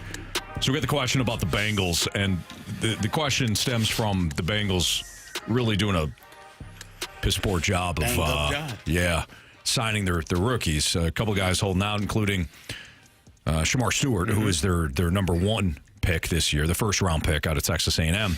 And Stewart, it's not like he's complaining and wanting something different than what anybody else got. He just wants what players get in that draft slot. I think he was selected, 21st overall, I think, from Texas A&M. But the Bengals are trying to do something different with, like, the language and the contract and get some stipulations. And Stewart is growing more and more frustrated. He's not practicing. He refuses to sign the injury clause where he can practice, and if he gets injured, they still pay him. Yeah, he's avoiding that. And by the way, every agent, you guys know this. Every agent's going to tell any player, not just Stewart, the same thing: don't practice until we get your contracts situated. I was talking to Carey before the show about the whole situation, and Carey, you said something that isn't surprising, but it's still very damning about the entire Bengals organization. Yeah, it's one of the worst. It's one of the cheapest organizations. I know they paid Joe Burrow a lot of money. They just paid Jamar Chase. But you saw how that whole thing played out. They didn't. Jamar Chase missed time, didn't miss any games, but missed a lot of training camp. And the Bengals started out slowly. You're because your best player wasn't in training camp, and he started out slowly. T. Higgins, they franchise tagged him. They weren't going to pay him. They didn't want to until their franchise quarterback said, "Hey, I want these guys on this team.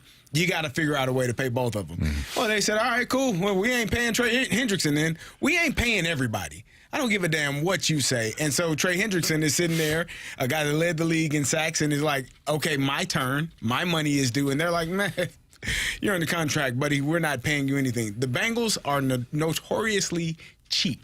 They are a team that just in 2022 built their first indoor facility. And some people say, well, what does that have to do? It's football. You play outdoors. Not practice outdoors all the time, man. Every other team, for the most part, has a state-of-the-art indoor facility that you can go into so you don't get hurt when it's raining on grass fields, so you don't freeze your butt off when it's not game time. Oh, Jamie, whatever. You know, just because you all playing on ice and it's freezing inside, that's normal. It's not normal. They're raised in it. They're all from Canada. Ridiculous. Or Russia. But this team, this organization, has an issue with paying their players what they're worth. And Shamar Stewart is like, hey, he even said, I'm 100% right in this. I don't have a contract. I don't have to sign. I don't have to go practice. I don't have to do anything. And he said Trey Hendrickson, he's 1% right? Because he there's 1% there where I can say, oh, okay, the Bengals have a point. But he's right in what he's saying as well. This is a guy that has done everything that he wants to do. And Trey and Shamar says, it seems like they're more about winning arguments than winning games. And you look at this team. I went back to 2009. They had a first-round tackle that they drafted, Andre Smith, who they didn't want to pay. Darius Hayward-Bay was drafted. This is before the rookie contract was slated. Where you get drafted, this is how much you get paid. They paid the Raiders paid Darius Hayward-Bay more than the Bengals were trying to pay Andre Smith at the time, and he was drafted higher.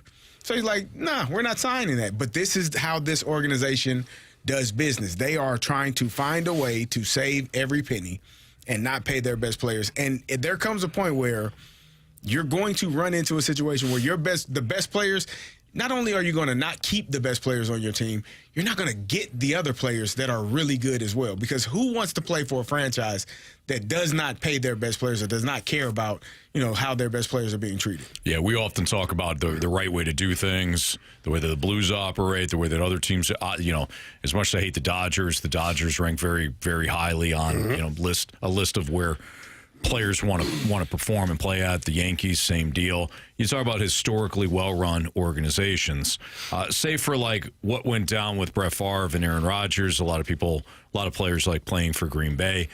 Historic franchises that are willing to take care of their players. The Bengals have never been one. They have one of the smallest scouting staffs because of what you're talking about, CD, where they don't want to pay scouts a bunch of money. So they have the smallest scouting staff in the NFL, and it winds up costing you. But the way that the question is phrased, and CD, I give you credit here because you phrased a perfect question. Can ownership ruin its own championship DNA? I think we're seeing it with the Bengals. Yeah, they have Joe Burrow. They have a generational talent, and the reason why they still were decent last year, despite having a historically horrible defense, was because of Joe Burrow. Right. They're almost self-sabotaging themselves with one of the best players in the league. Exactly. To try to be right. And it's do you want to win or do you want to be right? And that's exactly, again, that's what Shamar Stewart is saying. You got Trey Hendrickson there, led the league in sacks last year. Your defense stunk. You went out and drafted some defensive players with the expectation that we're going to get better, but you almost drafted those guys to tell Trey Hendrickson, fast lane you. Right. I drafted these guys because I don't care if you play here or not. When in actuality, it should be, no, I drafted these guys to help you and us defensively to be a better organization and be a better team. And that does not seem like that's the way that they're going about their business. It's a shame, too, when you look at the Bengals over the last couple of years. I mean, you had a Super Bowl appearance. I mean, that was on the shoulders of Joe Burrow, of course, but that leans into what you're saying. You have arguably, I don't even know, it's arguably a top 5 quarterback in the NFL. He might even be top 3 when all said and done. If you gave him the same tools and the same offensive line as some of the other guys, he might even be better than a few guys that we think are better than him right now. You have that, and you had a team that got to a Super Bowl, and you're still doing this? And we know for a fact that these NFL teams are making really good money every year. Like, if it was a small market, which, the Bengals is not a massive market, but it doesn't matter. They're selling out their games. They're selling out of Joe Burrow jerseys, Jamar Chase jerseys. Like, you name it, these guys they're making the money. So I just don't know what the strategy is. Like, I get it from a business standpoint. Why would I change anything when I'm making a massive amount of money? But at some point, don't you even have some business pride a little bit to where you're sitting in that room with all your peers and go, okay, it's time to go for it here a little bit. Right. We're going to spend, for a 5-year window, we're going to spend adequately and see what happens. You're still going to make money hand over fist. You won't make as much, but is it really that much of a big deal at this point? Right. I just don't get it. Same organization that let Jesse Bates walk and some of these other defensive players of the years walk. They told Jermaine Pratt, hey, listen, we're not going to trade you. We'll release you. But then they drafted 2 linebackers. That's his position. Drafted 2 linebackers in the middle rounds and then waited 6 weeks before releasing him, I think, a couple days ago. Yes. Where he missed out on, I'm sure, plenty of opportunities why? to sign with another team. Just, who knows? Who knows the purpose of why they do the things that they do. But it can get kind of old for players. If you're not drafted there, it's probably going to be hard to bring in top-notch free agents to play for an organization that handles business that way. It's Fastlane on 101 at ESPN. Do Major League Baseball players also prefer an experienced manager? The Athletic did a poll recently. I would suggest absolutely yes. That's next on 101 ESPN.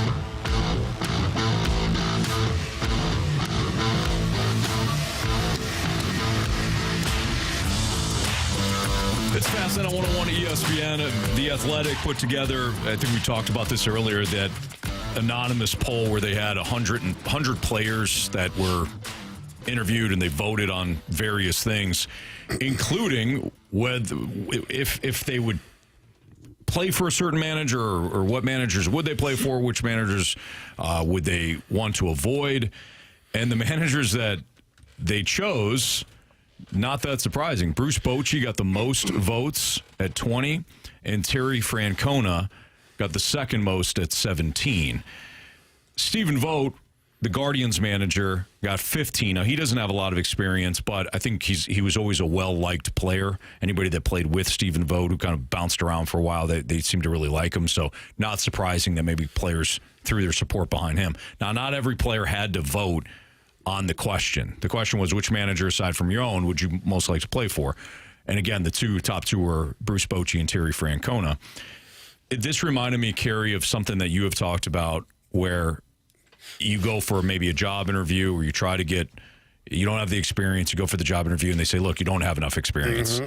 You know, well, how am I supposed to get that experience? This would also indicate, though, that players prefer to play with somebody with either obviously championship caliber talent, a pedigree, or a lot of experience.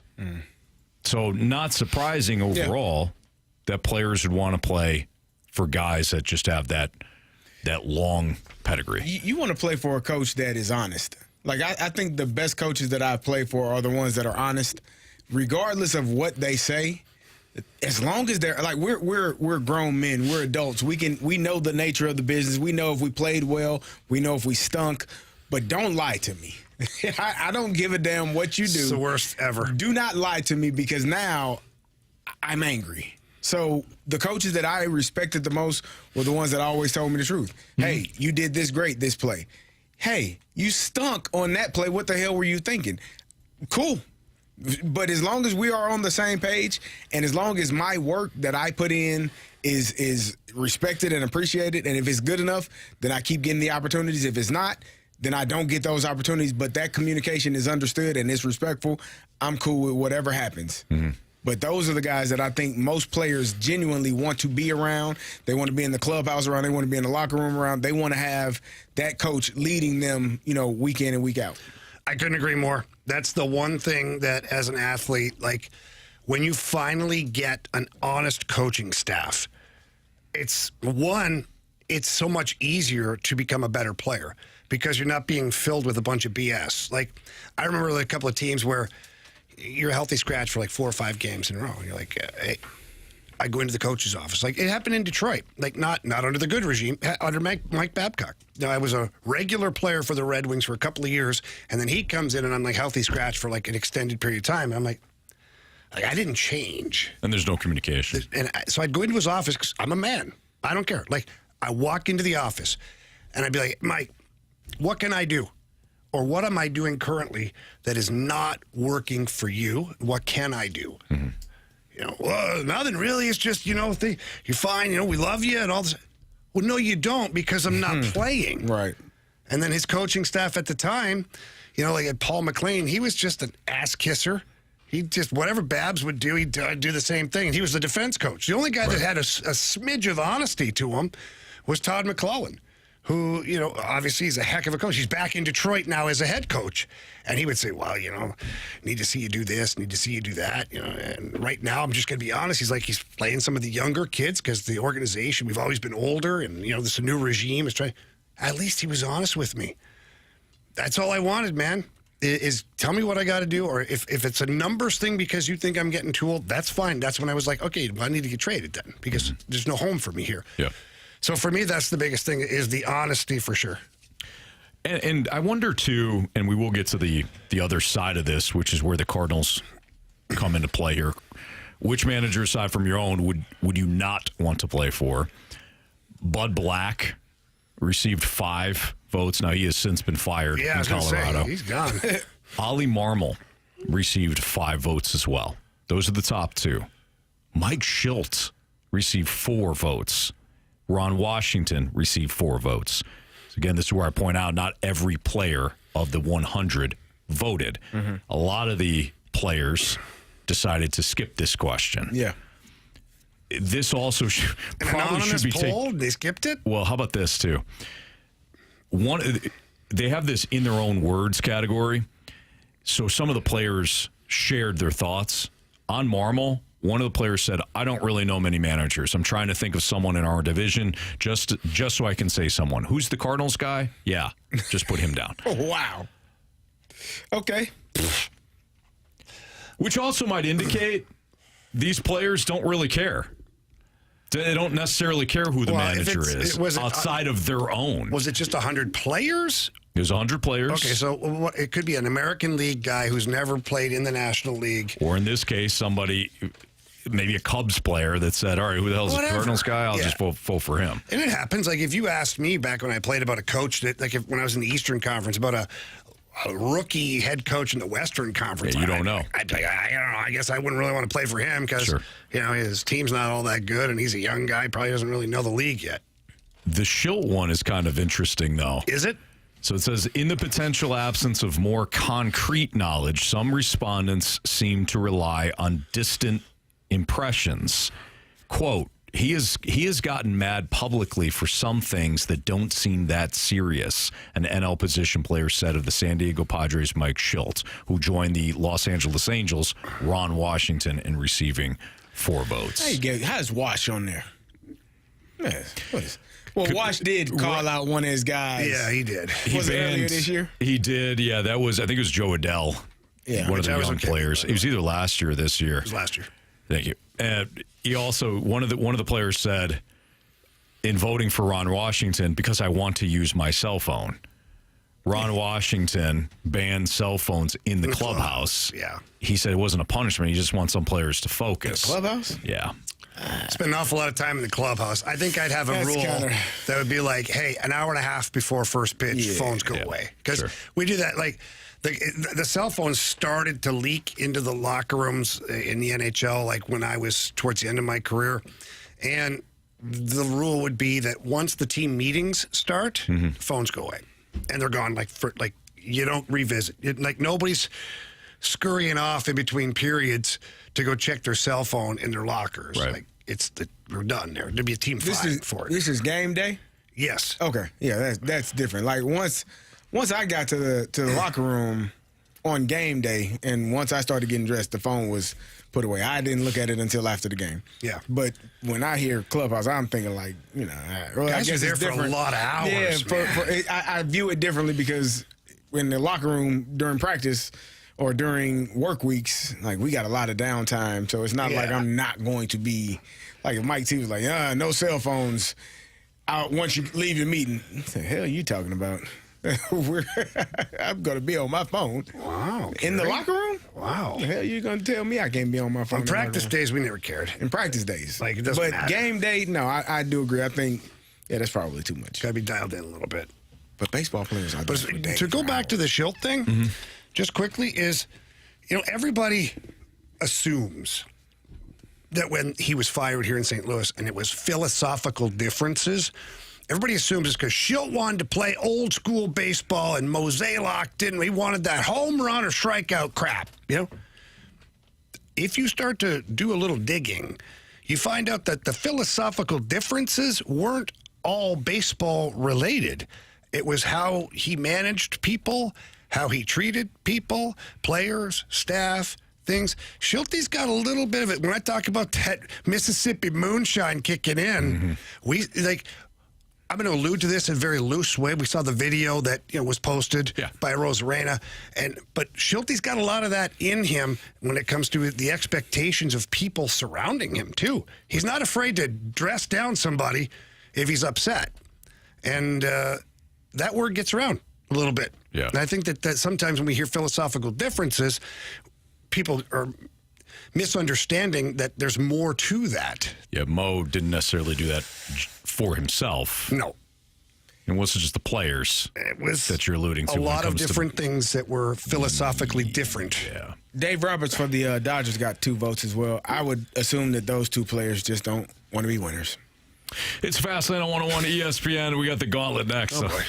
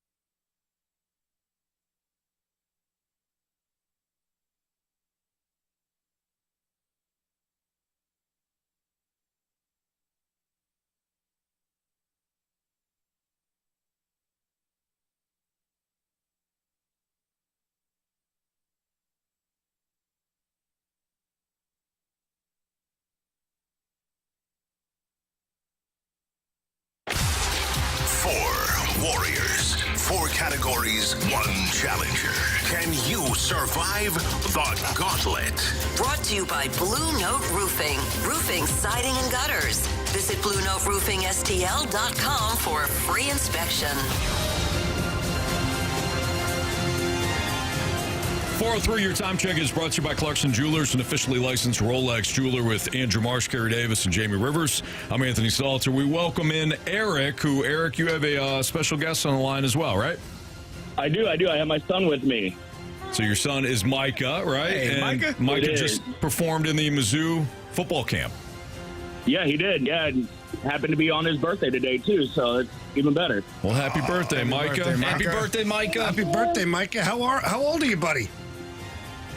10. 10. Oh, 10. Nice. That's a good year. Yeah. Solid. Yeah. Did your dad get you a car yet? You driving yet?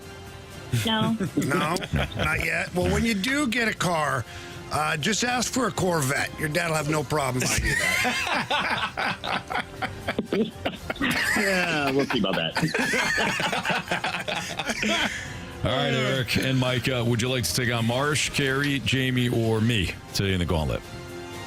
So, we know Marshy is really good about defeating people on their birthday and being nice guys, and we don't want him to feel bad today, so we're going to go CD. Oh, yes. Carey doesn't care at all. Carey Davis. Good luck, Eric and Micah. Thank you. Thank you. You too. All right, CD's going to head into the cone of silence right now. By the way, that's a pro move by Eric and Micah there. Yeah. Saved me a bunch of text messages. Very true. Yeah, good call on that. All right, so, Eric, Micah, go ahead and tell Marsh to spin that wheel. Spin that wheel. What category are we hoping for? Baseball. Hoping for football? Baseball, he said. Oh, baseball. Okay. What do we got? It's not football. It's not baseball. It is hockey. Oh. This has been... And I heard the stats from this the other day. Carey's not too great at hockey. There you go. He's 4-8, Marsh says, in hockey. 4 games Thank under you. 500. Not great. All right, so as you guys know, Eric, Micah, you're going to get 4 questions, all hockey related. Each question is worth 2 points unless you ask for the options. If you ask for the options, those questions become worth 1 point. Are you ready? We are. All right, aside from Ryan Suter, who is the oldest player on the St. Louis Blues? Aside from Ryan Suter, who is the oldest player on the St. Louis Blues?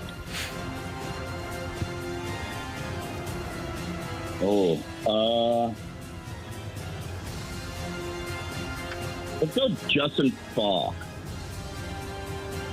Final answer? Final answer. All right, boys. Question 2. On the Blues' current roster, including UFAs, which player was selected highest overall in the NHL draft? This player was selected 5th overall the year he was drafted. And it's of the UFAs right now, correct? It's on the roster, including UFAs. So anybody that was on last year's roster. Want to do options, dude? Yeah. We'll do the options, please. All right. Was it Philip Broberg, Ryan Suter, or Braden Shen?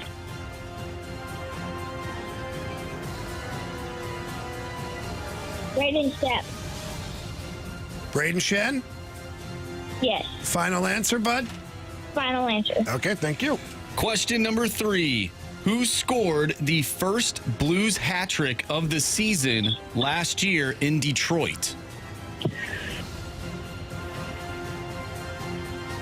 Oh, geez. You want to do options again? Yeah. Options again, please. Options are Dylan Holloway, Brandon Saad, or Jordan Kyrou. Jordan Kyrou.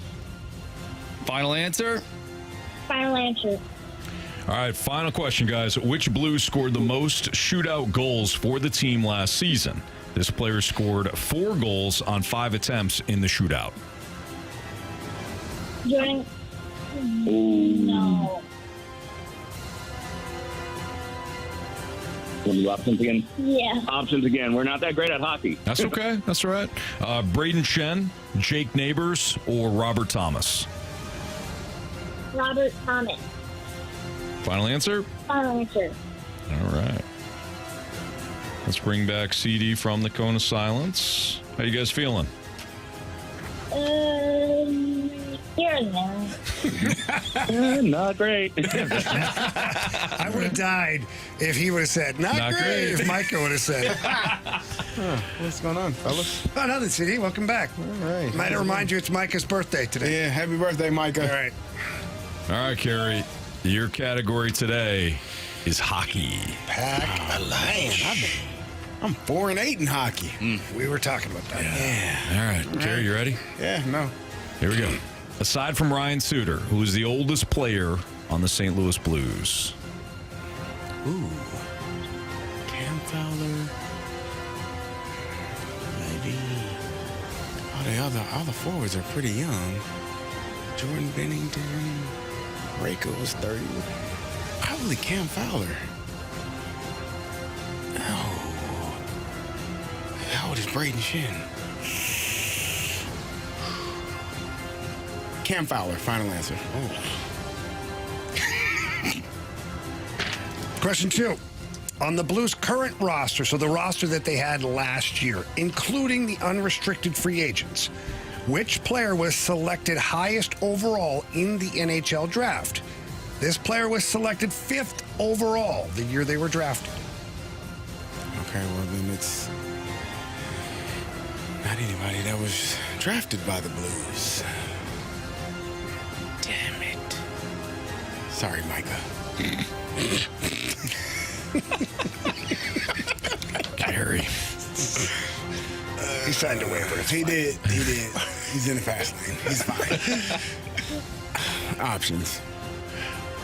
Was it Philip Broberg, Ryan Suter, or Braden Shen?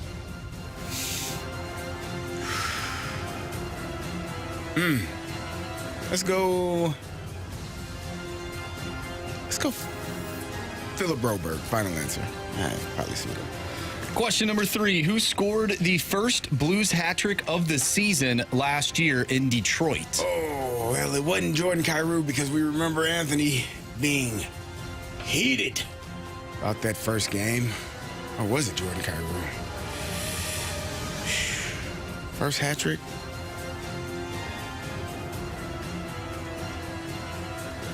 Yeah, give me the options, Marsh. Options are Dylan Holloway, Brandon Saad, or Jordan Kyrou. I don't think it was Kyrou. This was the game that got Derek Lalonde fired. I kind of feel like it was it Saad? That's an odd one. Let's go Saad. Final answer. All right, CD. Gershie's kiss. Let me tell you something. I'll tell you when Micah hangs up. Okay. All right. It's a tease. Carey, which Blues scored the most shootout goals for the team last season? This player scored 4 goals on 5 attempts in the shootout. I feel like I should shoot my shot because I don't know. But then I want the options. Finkel and Einhorn. Finkel and Einhorn.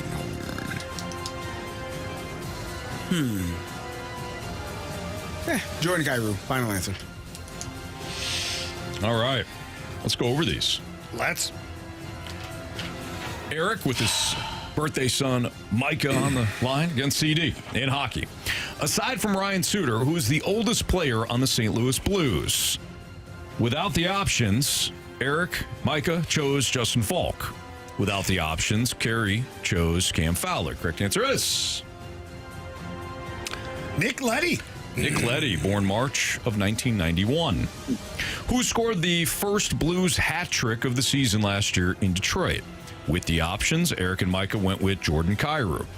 Carey, with the options, went with Brandon Saad. Correct answer is Jake Neighbors. I'm sorry, no, wrong one. Dylan Holloway. Dylan Holloway. He wasn't an option. Dylan Holloway. That would have been awesome. That would have been awesome. We read you the wrong. Yep. Dylan Holloway. All right, guess I know what the answer is for one of them. Which Blues scored the most shootout goals for the team last season? This player scored 4 goals on 5 attempts in the shootout. Carey said Jordan Kyrou. Eric and Micah went with Robert Thomas. Correct answer is... It's Jake Neighbors. Jake Neighbors. Jamie, score check. 0-0. 0-0 between Eric, Micah, and... Defensive struggle. Carey. Comes down to this, maybe. On the Blues' current roster, including UFAs, which player was selected highest overall in the NHL draft? This player was selected 5th overall in his draft class. Eric and Micah went with Braden Shen. Carey went with Philip Broberg. One of you is correct. Eric and Micah? You have chosen wisely. You got it twice. You did it twice because there's 2 of them on the line. Eric and Micah, it was Braden Shen. Congratulations. You shut out Carey Davis today in that defensive battle, and you'll be back tomorrow. All right. Hey, real quick. Micah has an uncle that he would like to shout out real quick, if that's possible. Sure, go ahead, Micah. This to Uncle Jake. Trash playing you, Jimmy.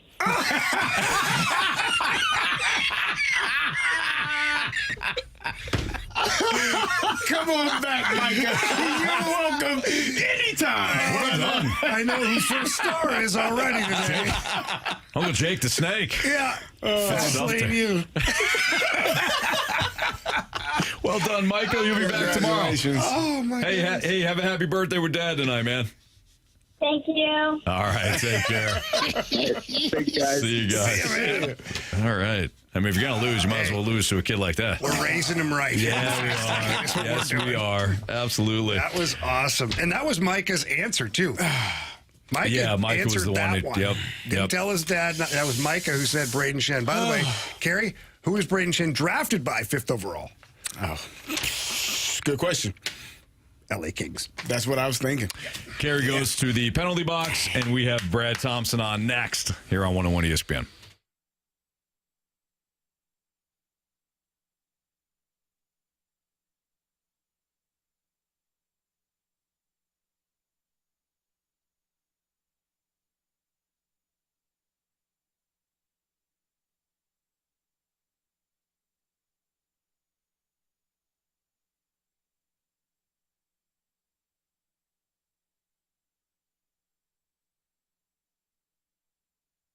Hey, BT back here with you for my friends over at Diamonds Direct. And if you are looking for the perfect gift for that graduate in your life, look no further than Diamonds Direct. They have got you covered, and maybe you've been thinking about the perfect present.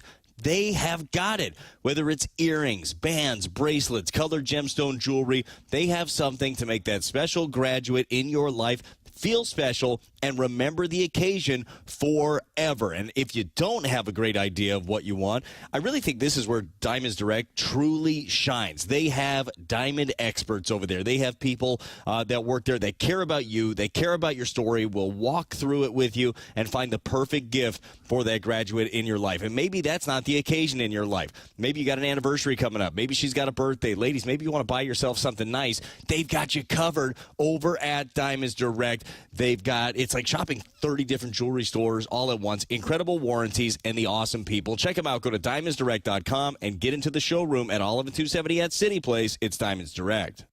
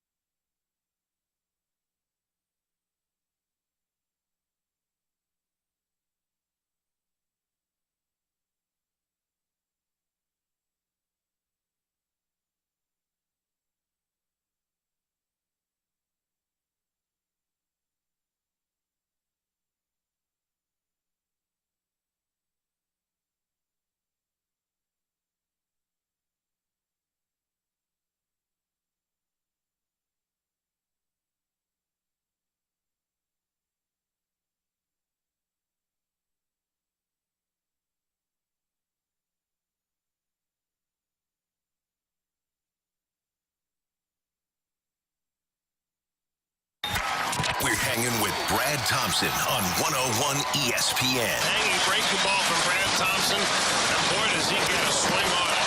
Lift and separate and see you later. Hanging with BT is sponsored by St. Luke's, ranked top 2% in the nation for cardiac surgery by Health Grades. Visit stlukes-stl.com. All right, let's head right to the Collier and Thompson phone line. We got our guy, Brad Thompson, a 2006 World Series champion, our good buddy from FanDuel Sports Network, who just got off the calls. The Blue Jays beat the Cardinals today 5-2 in a sweep. BT, we know you've got your press for time, so we'll just dive into it. How concerned should we be about Matthew Liberatore? You've got the eye for this. What's going on with Libby? Yeah, look, I think last time out it was concerning when they were talking about the fatigue-related issues. It was a little less concerning afterwards when you talked to Matthew, and Anthony said, look, I feel like it's sequencing. It's a timing issue. I feel fine. And I believe him when he said it, not just to the camera, but talking to him personally. And then you see him come out today, and the stuff looked good. I think in the fifth inning, you saw the velo dip a little bit, but not to the level that it did before. You saw him up there 92, 93 when he was 95 early. The way that I look at it, I'm not overly concerned, man. This was a series. It was funny coming into this homestand. It was the Royals, it was the Dodgers, and then obviously the Blue Jays here at the end of it. We talked to Ollie before the series, and he said, hey, he's like, man, this series is going to be a tough one, as we know. He said the Royals and even more specifically the Blue Jays are the one that worry me the most. And we look at him and say, the Dodgers are in the middle of it. He goes, yeah, the Dodgers are awesome. They're star-studded. They're fantastic. But what really stood out about the Blue Jays specifically is they put the freaking ball in play all the time. Lowest strikeout rate in baseball. The Cardinals pitching, as I know that you guys know and you've talked about, they don't miss bats. Like, this isn't a staff that strikes people out, and that is not a recipe for success. And that ended up kind of being the key in this one. There was so much contact, not all of it hard either, a lot of weak contact, a lot of baseballs that found holes. But when the ball is not put in play as much, that's one less variable. So the Blue Jays, I feel like, are going to be a tough team to reckon with. But just going back to the Liberatore, back-to-back starts, he gave up 7 last time. He gave up 3 earned, 5 total in this one. I'm not concerned about him. I think the ball still came out of his hand as well, and I think he's going to be just fine. Expanding on the whole fatigue situation, BT, how real is that for a young pitcher that has mostly been in the pen, or is that just something that's just, all right, well, something you have to battle through if you're a pitcher? Yeah, well, I think that anytime during the season, like, you have a dead arm period, you'll have that every once in a while. But I don't even, the way that he labeled it wasn't even that. He didn't even say that was the case. He just labeled it as sequencing and one of those situations where he just didn't feel synced up and timed up. So, like, to say he's even going through that probably wouldn't be at least correct coming from me. Sure. But it is normal to have those times, Anthony. Like, I don't care what the sport is. You're going to have times where you maybe don't feel 100%, but you still got to grind out and battle. And I think that's kind of where you find out a lot about a pitcher is in events and in moments like that. BT, I'm going to stick with some of the pitching, and I feel bad that these are questions about negative things that are going on right now, but the facts are the facts. Well, they lost 3 in a row, Jamie. It happened. I mean, yeah. 4. But no, Ryan Helsley, a few tough outings here for, the best closer in the game last year. Is there anything that you're noticing? Is it pitch placement? I mean, the velocity's there, but I mean, he's not missing bats, and obviously he's blown a couple of saves here. Yeah, no, you're absolutely right. Look, 3 blown saves in a row. I think it's 5 overall. He blew 4 last year. So, I mean, it is absolutely something to look at. And when you look at sheer stuff is still there. Looking at the spin on the breaking ball, all of that's still there. As you mentioned, Jamie, the velocity on the fastball, it is still there also. I would say he is missing for sure more. The home run by Clase the other day did not have that one on my bingo card. It felt like the episode in the documentary Major League 2 that I think that you guys have seen, yes. Where it's like, I didn't hit a home run ever? Well, second career home run by Clase. But it was it's frustrating for him first and foremost because he has been so dominant, and then for the team that is battling back in ball games. They show a lot of fight. I get it. We're past moral victories, but it's a heck of a lot better than a couple of years ago where if you were down 2 runs, you might as well pack your stuff because you know they weren't going to come back. This year's had a whole lot different feel to it. But yeah, Helsley is all of this stuff is checking out. Another thing that I was looking into, watching some video and then asking those in the know is he tipping pitches right now? Like, because he has in the past fallen into a couple of tendencies. He's got a couple of things that he knows to keep an eye on, but that's not the case right now either. Like, there's so much variancy in pitching out of the bullpen. We've seen it year to year, the volatility in the bullpen. I think he's catching some of a little bit of that bad luck this year that he had. A lot of great luck last year and obviously fantastic stuff. BT, I'm looking at the numbers for Lars Newbar. He didn't play yesterday. He got a day off. Today he struggled again. His last 7 games, he's 3 for 29 with 13 strikeouts, batting 103. What are you seeing from him in that leadoff spot, and why is he struggling right now? Yeah, CD, not a good day today, right? Comes back, had that work day yesterday, a mental rest day, but a work day trying to figure out the swing. Drew the lefty and ended up going 0 for 5 with 4 strikeouts in this one for Lars Newbar. Look, if this lineup's going to work, Lars is going to have to be at the top of it. Like, he's your on-base guy, so he's going to have to work through it and figure it out. What I'm seeing with him is, I'm sure the same thing that you guys are seeing with him, is a guy that is pulling off of pitches, and he's pulling off of them from lefties, which is like that happens left on left. You feel like the guy's on top of you and you end up pulling off the pitch a little bit, but he's doing against righties too. So it's easier said than done. But a thought process when that is when it's happening is you want to think about line drives up the middle, or as a left-handed bat, you want to think about line drives over the shortstop. Like, picture the stroke of like Freddie Freeman that uses that a lot, loves to use that part of the field. I feel like that's where you get yourself back on task. We know that 90% of the balls, and I throw out 90, it's higher, or that's a higher number than the actual number, but he's a pull hitter. Like, for the most part, he's going to be on the right side of the field, but if he can get his mind thinking up the middle the other way, I think that would really help his first movement being towards the pitcher as opposed to being towards first base. I just think he's opening himself up a lot. BT, we'll wrap up with you now because, again, we know that you have to head up to Milwaukee. When you're watching Nolan Gorman of late and knowing what he's done to kind of correct his swing behind the scenes, are you seeing a more confident Nolan Gorman that could lead to bigger and better opportunities? I am, Anthony, and I'm so happy for him. You know how hard that role is, being a young player and then not getting the everyday reps. Like, that is super difficult, but he's been diligent with his work. He, a lot like we just talked about with Newt, has been trying really hard to think about using the whole field. His power is probably going to be mainly pull side, but he's got off-gap power as well, and he needs to stay on the baseball. So the 3-run home run in the ball game yesterday, coming in 4 for 9 in his last 3, coming into action today, like, you love seeing that. Rougher day at the plate today, 0 for 4. He did strike out 3 times. You're going to have some ups and downs in the game of Gorman, but I think that there is way more upside, and we're starting to get a chance to see it. The question will be going forward, how do those opportunities come? You hope the opportunities don't come because Donovan is sidelined. We're still waiting to hear more about that toe that he's got. He had to come out of the game the other night, which, you know, if he had to come out of a game, that just tells you how bad that's hurting because that dude is a flat-out gamer. So we'll wait to hear about that. But I love the adjustments that Gorman has made, and I believe they are sustainable. All right, PT, thanks so much. We appreciate you. Have a safe flight up to Milwaukee, and we'll check back with you next week. All right, gentlemen, you guys have a great rest of your show. I'll talk to you next week. All right, thank you, brother. Have fun at the Fister. See you. Oh, yeah, can't wait. See you, BT. See you, boys. And, of course, the Fister Hotel is the hotel that everybody believes is, not everybody, but a lot of people feel is haunted. Yeah, so. They say something happens every time they're there. Yep. All right, Anthony Becht, coming off the unfortunate loss last week to the Defenders, will join us for his final Fast Lane visit next on 101 ESPN.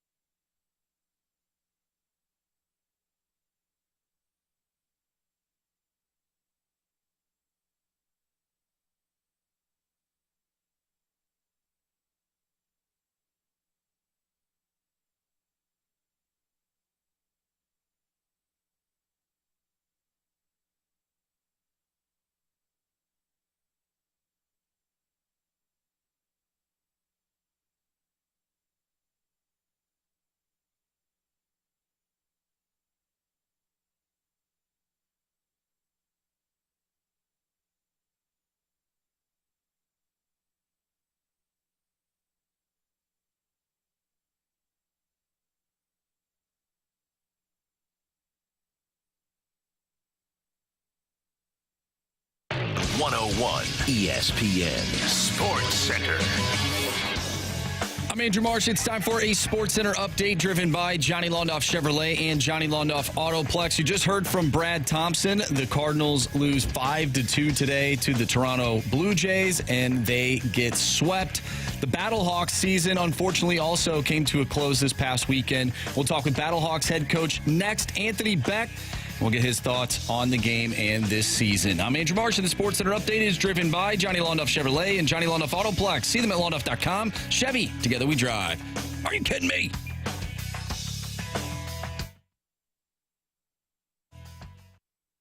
We're talking Battlehawks with the head coach. It's time for Anthony Becht's Call-In.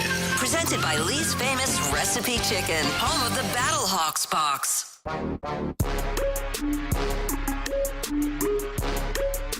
It's Fastlane on 101 ESPN with Carey Davis and Jamie Rivers. I'm Anthony Stalter. Let's go right back to the Callier and Thompson phone line. It's our final chat, unfortunately, with head coach Anthony Becht to the Battlehawks as the Battlehawks fall to the D.C. Defenders last Sunday at the Dome. Coach, certainly I know it's certainly gutting for you to have the high expectations, and you led your team to this point of the season for it to end that way. But regardless, it certainly was a fun season for us to observe your Battlehawks.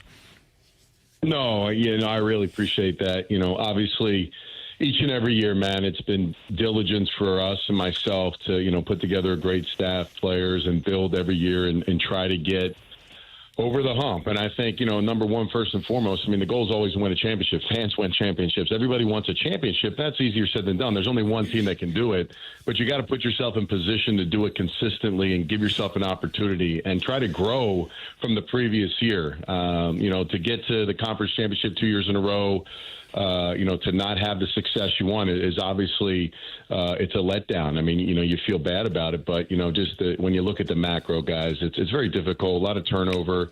And quite frankly, listen, DC came out, they had a great game plan. We fell behind a little bit. We had some opportunities. We didn't play our best game across the board, offense, defense, special teams. We didn't take advantage of some opportunities that we had. And, we couldn't overcome a lot of our injuries. Let's be honest, guys. Our starting quarterback got hurt the fourth game of the year. Max came in. He went 6-0. And I thought he did a tremendous job. And, our best defensive tackle, who was ready to come back, played a little bit last week against D.C. in the final game, tears his ACL in Thursday's practice. And you lose Isaiah Mack, who was a big contributor in the defensive tackle. And your two top corners were out for an extended period of time and missed the rest of the season. So we really did a hell of a job for guys stepping up. Thank God we had the depth that we did, so we were able to get ourselves in position to be in the playoffs, be 8-2. But unfortunately, those things do catch up. And, team was ready.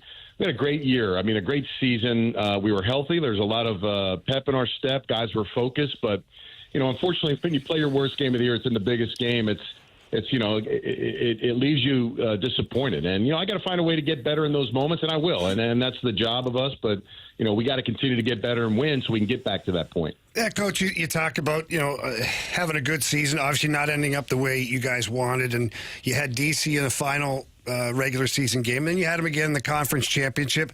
What was it that D.C. threw at you guys in that conference championship game that maybe was different from the week before, or something that really gave you troubles overall as a team?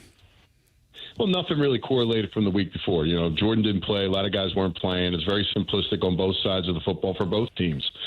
Just trying to go out there, win a football game, get out healthy for the conference championship game.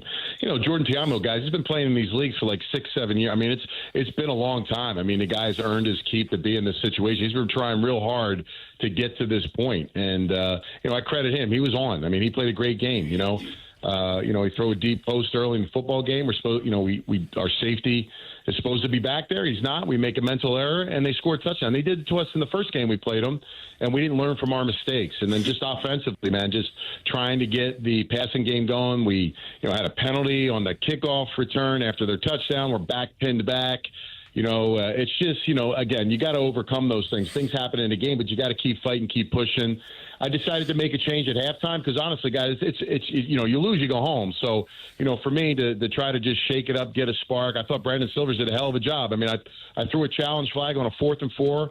I really got into our team at halftime, and I felt like, we needed something and a way to respond, and we're driving down the field, and And, we don't get that call overturned. And, to me, I'll stand by it. I threw that flag out really early. I mean, you hit a receiver in the back before the ball gets there. I don't care, slow-mo, fast-mo. I saw it in real time. That disrupts the catch of the football, and we didn't get the call. So, the drive ends, and they score, and then, from there it was kind of just not enough time for us to get back in the football game. Anthony, you all obviously played well all season, had a tough loss there in that final game. What is the message you have for the guys in the locker room after a tough loss like that? Well, listen, I appreciate the fight, the buy-in. I mean, these guys sacrificed 100-plus days away from their friends, families to come to Dallas to try to unite as a team and fight for a common goal. And I got great appreciation for my players because this is about players. It has nothing to do with me or anybody else. Like, I want my players to succeed. I want them to win a championship. I want them to get the accolades. I want them to be, an opportunity to be in the next level if they can get there. And, I've tried to put together a really good staff to get those guys prepared. And we worked really hard on our roster. And, even when you build depth and you got guys, sometimes those injuries they catch up to you. We have a lot of young players that we're really excited about. They got a lot of playing time. But in those moments, guys, I think that's our biggest thing. In the biggest moments, last year in the championship game, this past season, this year in the conference championship game, we got to find a way to play our best ball. And we were diligent. I was diligent on messaging and preparation and really helping our guys be prepared from mind, body, and soul. Like really, just physically too. Like having juice. I mean, we had guys flying around. Like not a lot of soft tissue stuff. Like really tried to dial in to get it right. But at some point, it doesn't work out the way you want. So credit to DC. They're mortal enemies. They're divisional enemies. But I got a lot of respect for them because they were well coached and they got good players. I mean, you got a quarterback, led them all year, led the league in passing, touchdown passes, and he lived up to it, man. He came out gunning and they made plays and they scored a lot more points than we did, and ultimately that was the difference in the game. Coach Anthony Becht joining us right now on the Fastlane on 101 ESPN. Coach, you had mentioned throwing the challenge flag when you did and standing by that. I know that, look, any situation, I don't care what level you're coaching, if you lose a game that, you had high expectations for, some things are going to eat away at you. If you could redo one thing from that game, prep or during, what would that be? I mean, we just got to execute better. We had a good plan going in, and, we didn't execute early. And I think if you look the last 2 years, the first two seasons, we really weren't a very fast team to come out the gates. And I thought this year, man, the last 6 games, man, everything was in place. The practice plan, everything was great. Guys were confident. We were in a good spot. And, hey, maybe DC losing 2 games in a row before the championship game. They went in pads. They grinded through. There was a little angst there. But, maybe that helped them get over that. I don't know what it is. I mean, different things can focus different teams to do things the way you want them to be. But I don't know what I change. I mean, at the end of the day, guys were ready and prepared. And I just stand by that. And you gotta show up in the biggest moment. I don't think there was any scenario in the game where I was just like, we weren't, we didn't have the right call or anything like that. We just got to go out there and be more efficient in the moment. And in the moment, it was a little big for us in that stage, and we weren't able to get it done. It was everyone across the board. It starts with me. And again, I wouldn't change anything. I mean, obviously plays are going to happen, but if plays happen because of mistakes or mental errors, we can't have them. And we try really hard to give the players what they need instructionally to go out there and do it at the highest level and do it right. And sometimes that doesn't work out, So I love my players, man. They work hard. They committed to me every single day. They bought in. And, again, we were close, guys, but there's a lot to learn. Guys got better. We got new faces in the building that did a heck of a job and grew. And, listen, new quarterback this season. We lost our starting quarterback this season, a new offensive coordinator, a lot of things going on, and we still were able to get more wins than we ever had. And, yeah, the goal is the championship, but, man, you still got to win those games to get to that point to have a chance. So extremely disappointed, but, man, just happy for what the guys done and the successes that they had throughout the season. Coach, we appreciate the time this season. Certainly not how any of us wanted to end it in St. Louis. Same thing for you, but we wish you the best of luck moving forward here, and we hope we have you right back on these airwaves next season. No, love it. And I just want to thank the fans. Awesome. Every week, every game, that game. I know they want more. I know they want championships, but I promise them a really good product. And I hope they had some excitement this year with our 8 wins. We played a lot of home games, and we didn't get it done, man, but it was because it was not a lack of effort, but, it just didn't go our way. But, man, just love the fans of St. Louis. So I'm going to commit myself to get it right. And when I do, we're all going to enjoy this thing together, man. So 2026 will be another great year. There you go. Well said. All right, Coach, we'll let you go. Thank you. Thank you. Coach Anthony Becht here in the Fast Lane on 101 ESPN. That wraps up things for the Battlehawks this season and our weekly chats with Coach Anthony Becht. We do thank him and our guy, Brian Stully, who runs the media department for the player personnel department for the Battlehawks. And he's somebody that was on these airwaves for a long time on 101 ESPN, now works directly with the Battlehawks, and we appreciate him and his efforts, too, for not only getting Coach Becht, but got some players for us. I think we talked to every quarterback earlier in the year, so we thank Stully, too.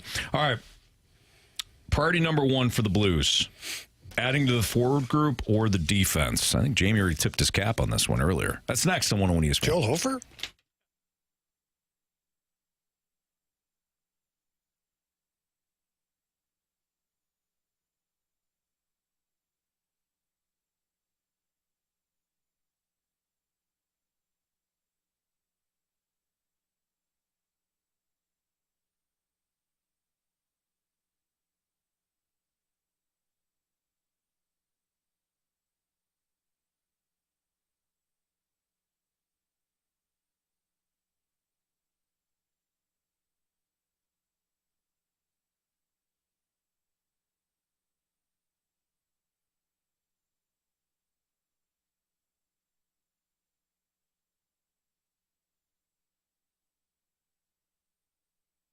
Lee's Famous Recipe Chicken would like to congratulate the Battlehawks on an incredible season. Look, at St. Louis showed up strong as well, as always, down at the Battle Dome.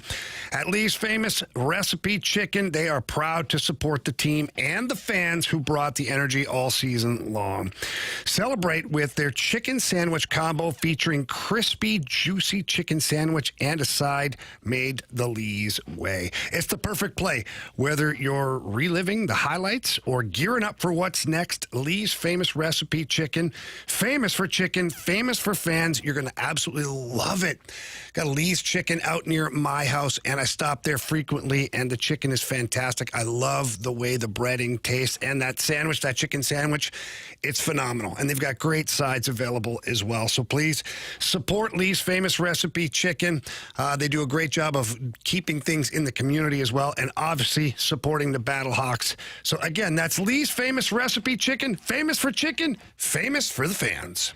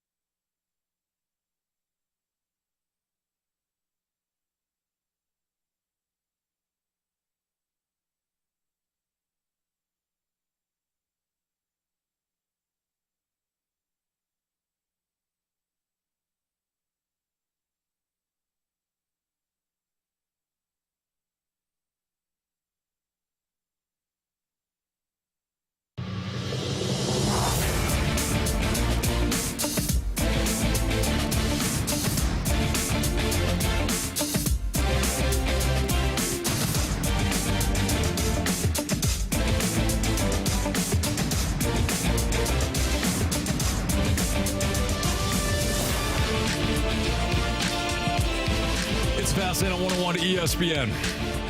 For the Blues, what's priority number one? Adding to the forward group or the defense? Greg Wyshynski says, I think Aaron Ekblad will head to free agency this summer, according to, again, Greg at the sheet. The forward free agents, the sheet. Oh. Yeah.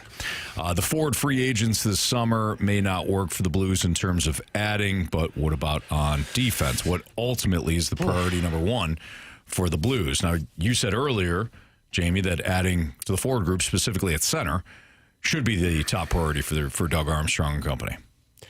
Yeah, it should, but it's such a tough year because Sam Bennett, all indications are he's going to re-sign with Florida. And if he doesn't, he's going to get $10 million a year from somebody. I don't think the Blues can give out $10 million. Door number 2 is John Tavares. I just don't like it. Like, he's going to command a pretty hefty price. He doesn't want to leave Toronto. Mm-hmm. Now, he may be forced to if they say, we don't want you back. If the Blues got him for 3 years at $5 million a year, I'd be okay with that. Okay. Fine. Because he's going to fill a void for you right away. He'll be your second or third line center. He's still a very productive player, can score some goals. But I just don't. It doesn't do it for me. Mm-hmm. So that's pretty much it that's out there as far as the center icemen that are available via free agency. So now you're looking at a trade.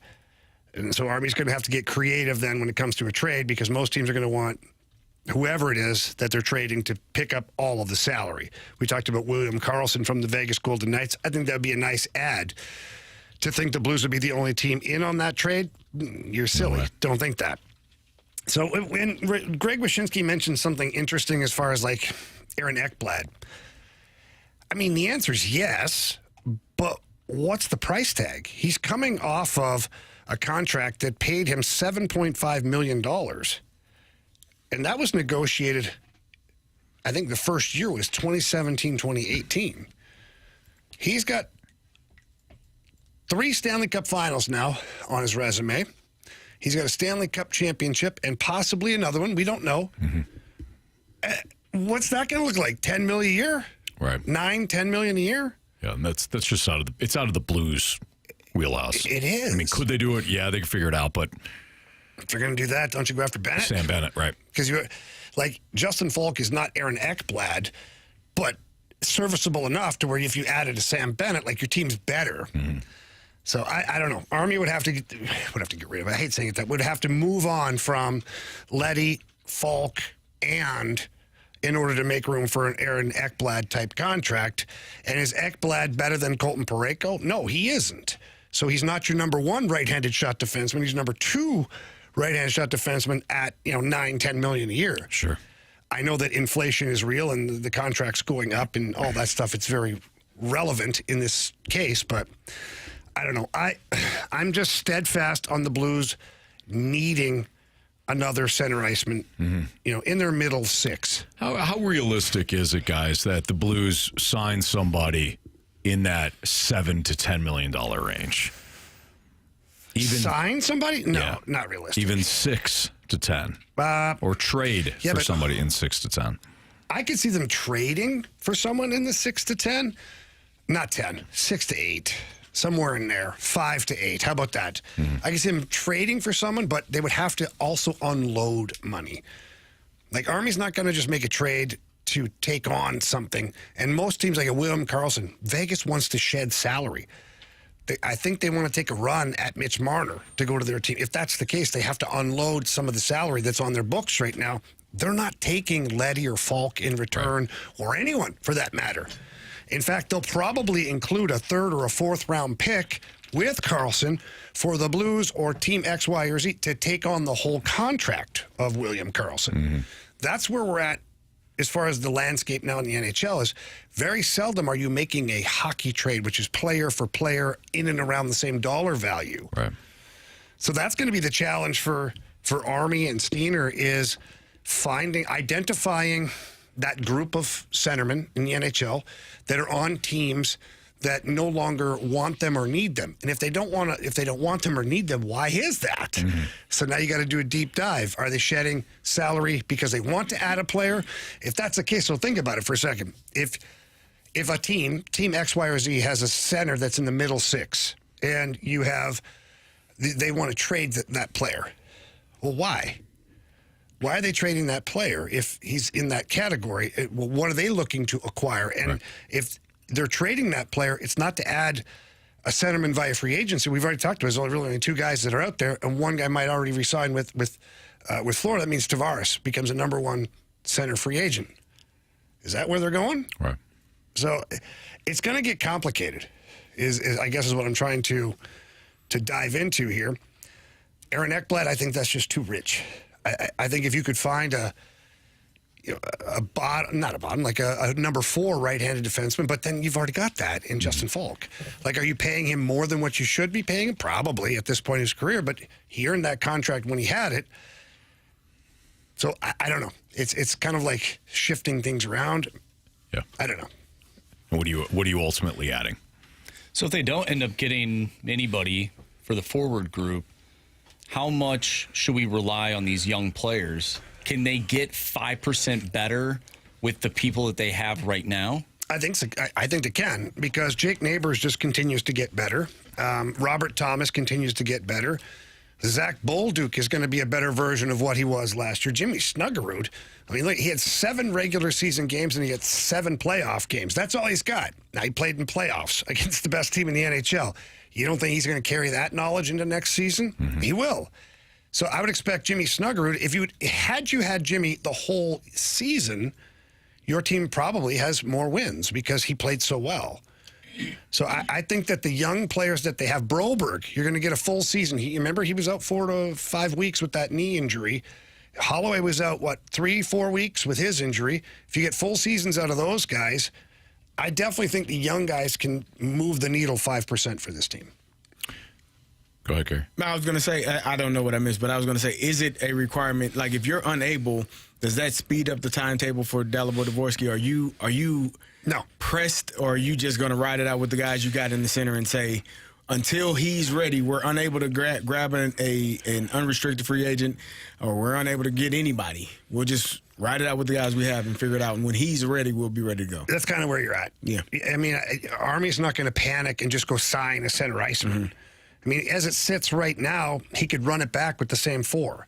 Depending on what Radek Faksa and his camp want for money, Army seems willing to negotiate that contract and keep him a blue. If that's the case, you go right down the line. Thomas, Schenn, Sundqvist, Faksa. You don't need. Yeah. Now, would you like to upgrade? Yes, I would. I'd like a little more offense there in the middle 6, maybe a 25-goal scorer in there. That certainly would help, take a little of the pressure off. Mm-hmm. But, again, you don't need to. 101 ESPN has your chance to meet Adam Wainwright at this year's Big League Bash at the Factory on July 27th. You could win 2 tickets to the Big League Bash featuring Adam Wainwright in concert, along with appearances from Cardinals players and Fred Bird and more, all to support Big League Impact. Plus, our winner and guest will receive 2 passes to meet Waino prior to the show. Tickets for the Big League Bash, supported by Community American Credit Union. They're on sale right now. Find all the details and that chance to win free tickets for the Big League Bash and meet and greet passes to meet Adam Wainwright right now at 101ESPN.com or on your 101 ESPN mobile app. Matthew Liberatore pitched again today. Did he quiet any of our concerns, or did he elevate our concerns? That's next on 101 ESPN.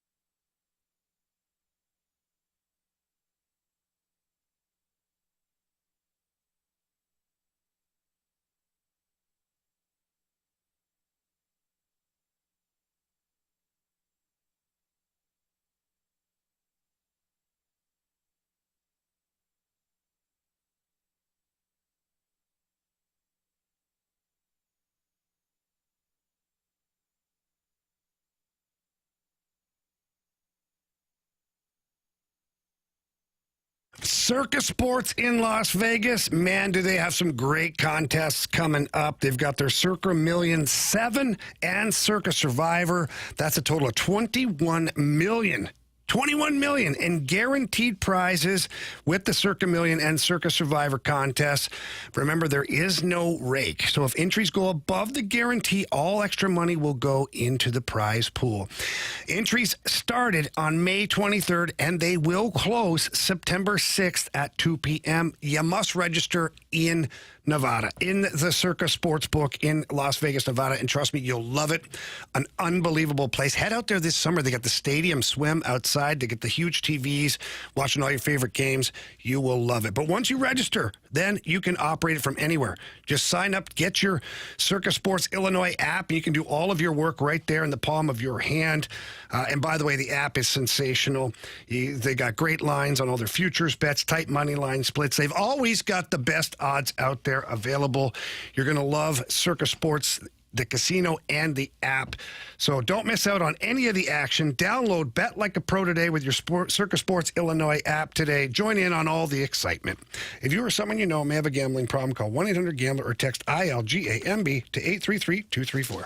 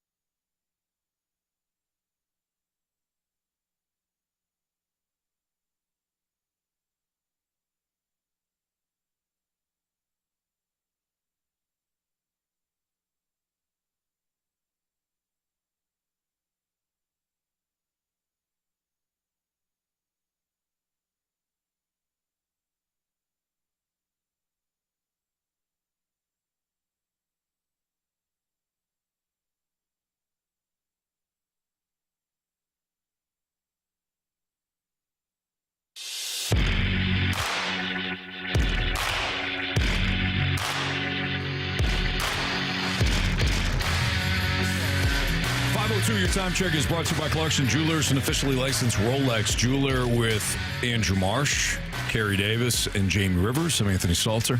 Cardinals fall today to the Toronto Blue Jays, 5-2 at Busch Stadium.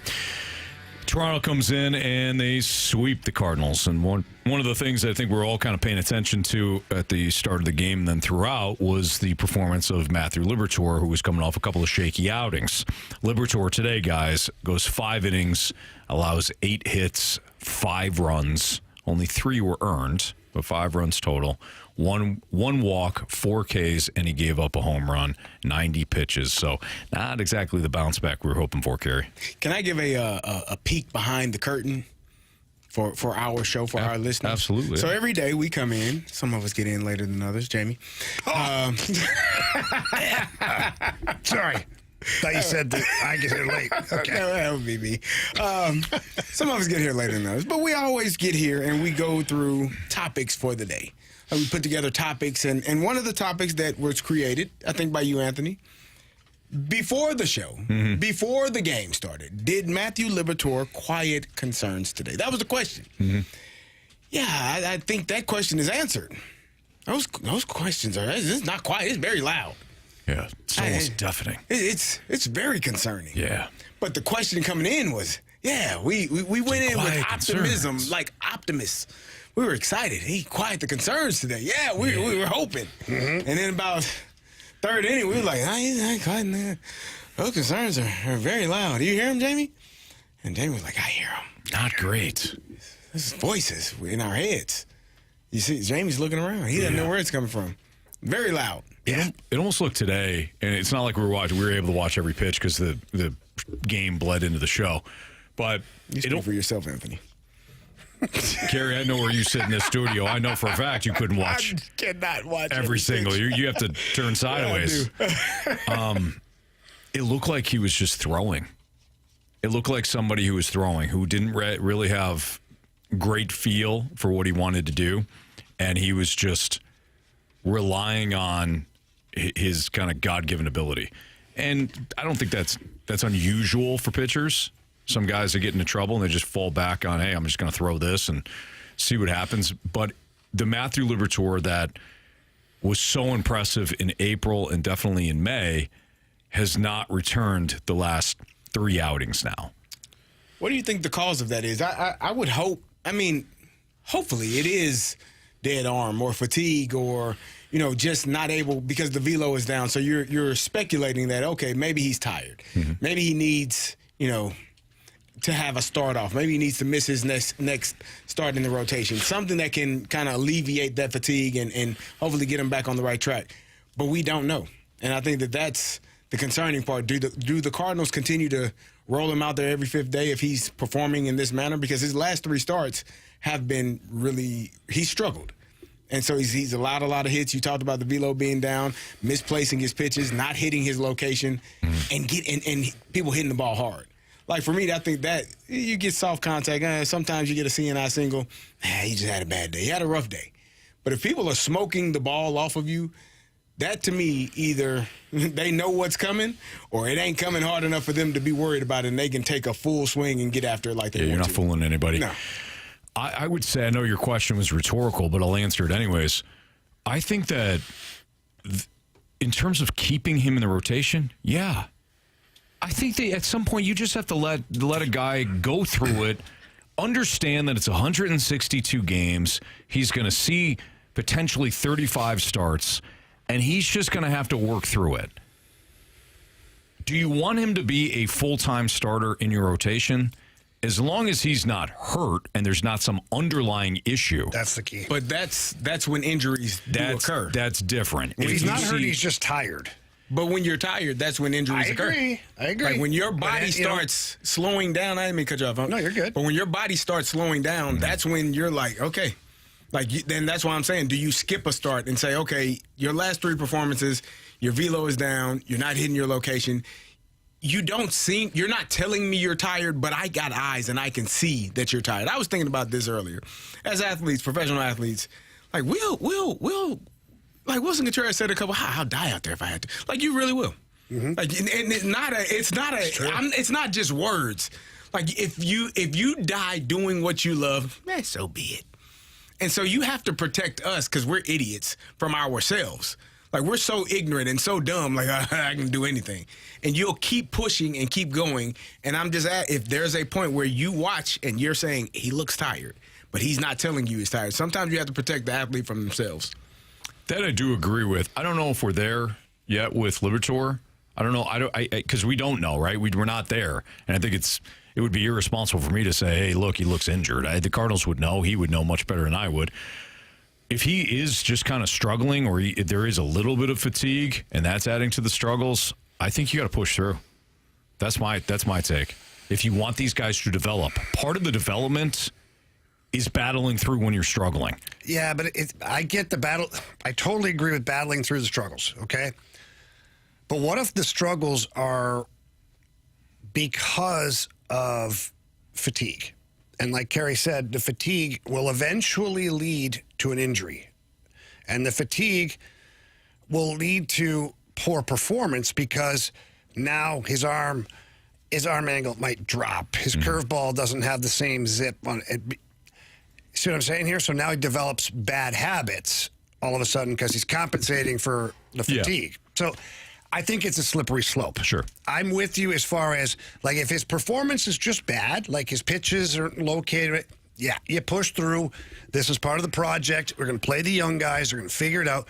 But if the velo is dipping again, and if you're seeing some where the arm is changing its angle, because then you got to look at that and say, I think maybe we go to a 6-man rotation, give an extra day. Maybe we give them a 10-day IL and let them kind of work through some things.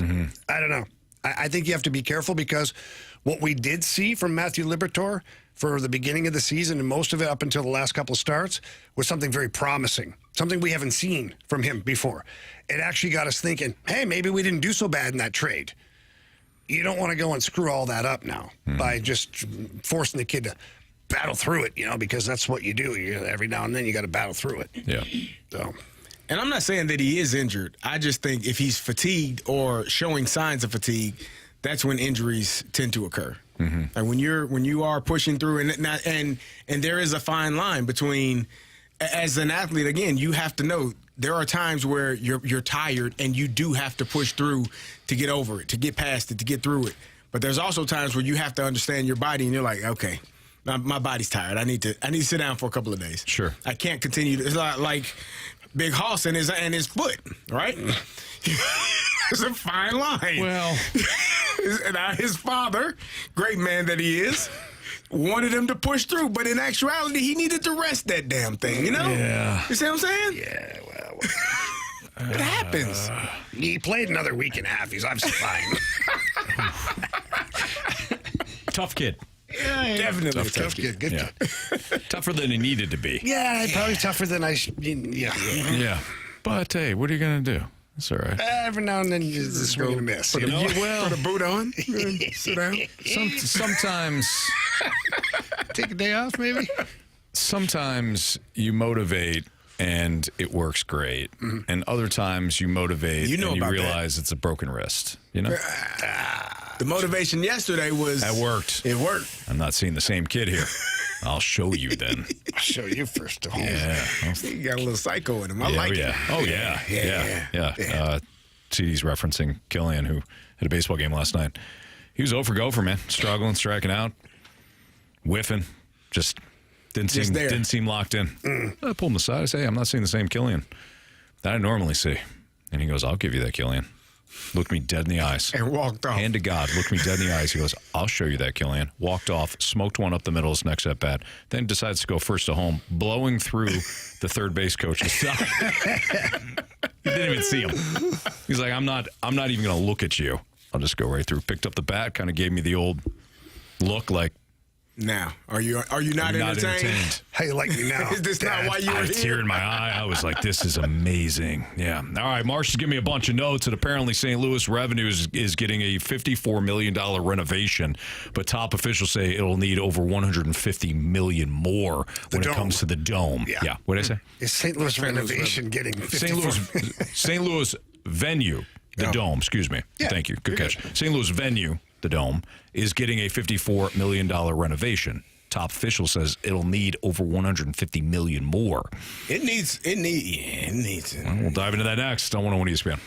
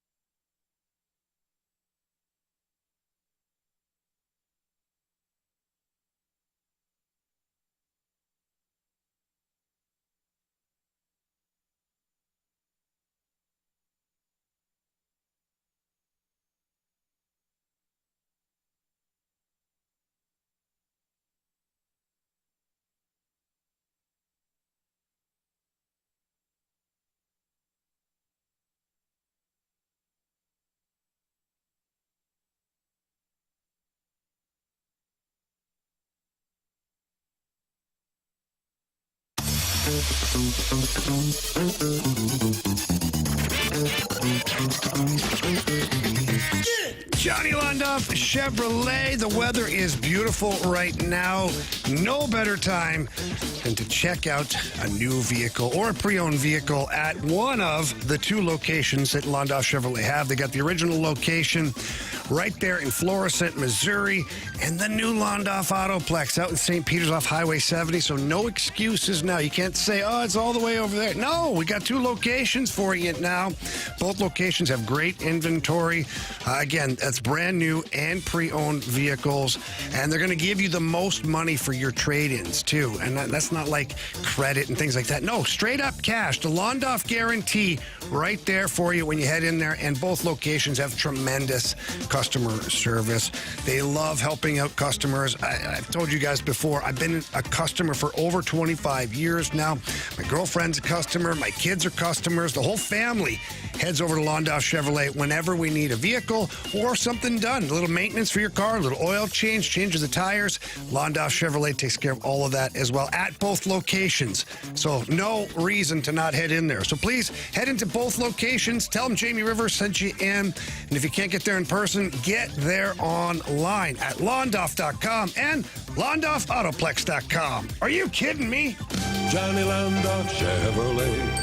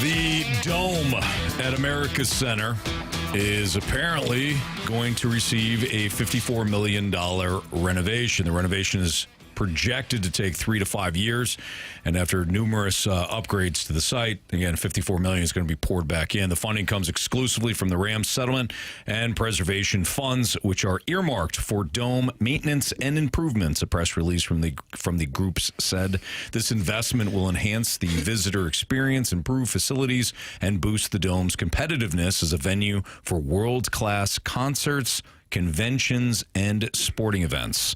A breakdown of the years-long renovation project included the following budget allocation specifics: $37.5 million for technology and media enhancements, $8.2 million for elevators and escalators, $7.4 million for mechanical infrastructure, and there's whatever's left for food services, just over $850,000 more. There's also the part where the venue would need, according to Authority Chairman Earl Nance Jr., he told Five on Your Side that the $54 million would largely cover the dome's immediate maintenance concerns, but said the venue would need an additional $155 million investment over the next decade to fully compete for upgrades. I'm a little confused. How many shows and that do you think go through yearly? Like, because they got a couple different things. Okay, but like I went to a concert there and it was fine. Yeah. It didn't need any upgrades for me. Like just to go to it, like it was Metallica. It was a great show. It was awesome. I'm walking around, everything's fine. Like maybe there's some mechanical things, but to the tune of 54 million and 150 million more, like Battlehawks play there. I get it, but how long will that be? Oh no, I'm being real right now. So, like, well, I think the purpose of the upgrades is to try to entice more events. So, you spend money to make money. I think that's probably the process that they're going with. I mean, you're spending that money on a facility. I've said before, you could probably find other avenues to spend that money on other than bringing entertainment into the city. But I can understand. I just don't think that that's where the money could go. But I'm sure there are hundreds of people that have hundreds of ideas of where that money could be used usefully. So, How much does a new facility like that cost? I mean, not the dome, it's its massiveness. I'm just talking about just like a stadium? Football stadium. What is it, like $500 million? Mm-hmm. Yeah. So you're basically saying you're spending half to renovate. You're renovating. Yeah, that's what my issue Changing is. the tires on an old piece of crap. When for a little bit more, you can get a new car. Jamie, this is a renovation. Yeah, it's the same thing. My point is, we've been talking for years about having a football stadium in a more centrally located spot in St. Louis. Why would you not just do that? Take this money, the same amount of money that you're going to take, the $54 million or whatever this fund is going to let you use, and then find somebody else or fund it and make a brand new one. Right now, all the technology you need, all the stuff, and then boom. And you can use it for the Battlehawks if they're still around whenever this is done. like, great. But that is going to be more enticing for really good shows to show up and do their thing. I don't know. I could be way off, guys. If I am, fine. I'll accept the criticism. But I think a brand new facility attracts like the real big shows. They had a really big show there last week. They did. They had a fantastic show. Yeah. They showed up. They did their show. Who's that? It was DC Defenders? Oh, Anthony. It was Kendrick Lamar and SZA. Well, the Defenders had a good showing, too, though. They did. It wasn't as packed for the Defenders and Battlehawks. So what sort of big events, too, are you thinking here? Like the really big events? Like the biggest continuing getting like Kendrick Lamar, continue getting more volume of Metallica, more volume of like the shows that bring in 40, 50,000 people or 2 nights in a row sold out. Like that's what I'm talking about. What do you think, Carey? In terms of the upgrades? Yeah. I mean, I can understand why they're doing it. I don't know that that $50 million, that $200 million, I guess they said 50 plus another 150. I don't know that gets you a brand new facility, and I don't know that. I mean, I don't know what the going rate is for a brand new facility these days, and where would you put it, and zoning rights and all of the legal things that go into plopping some parking and trying to find a parking lot and all of building a parking lot. You're probably going to end up spending way more than that.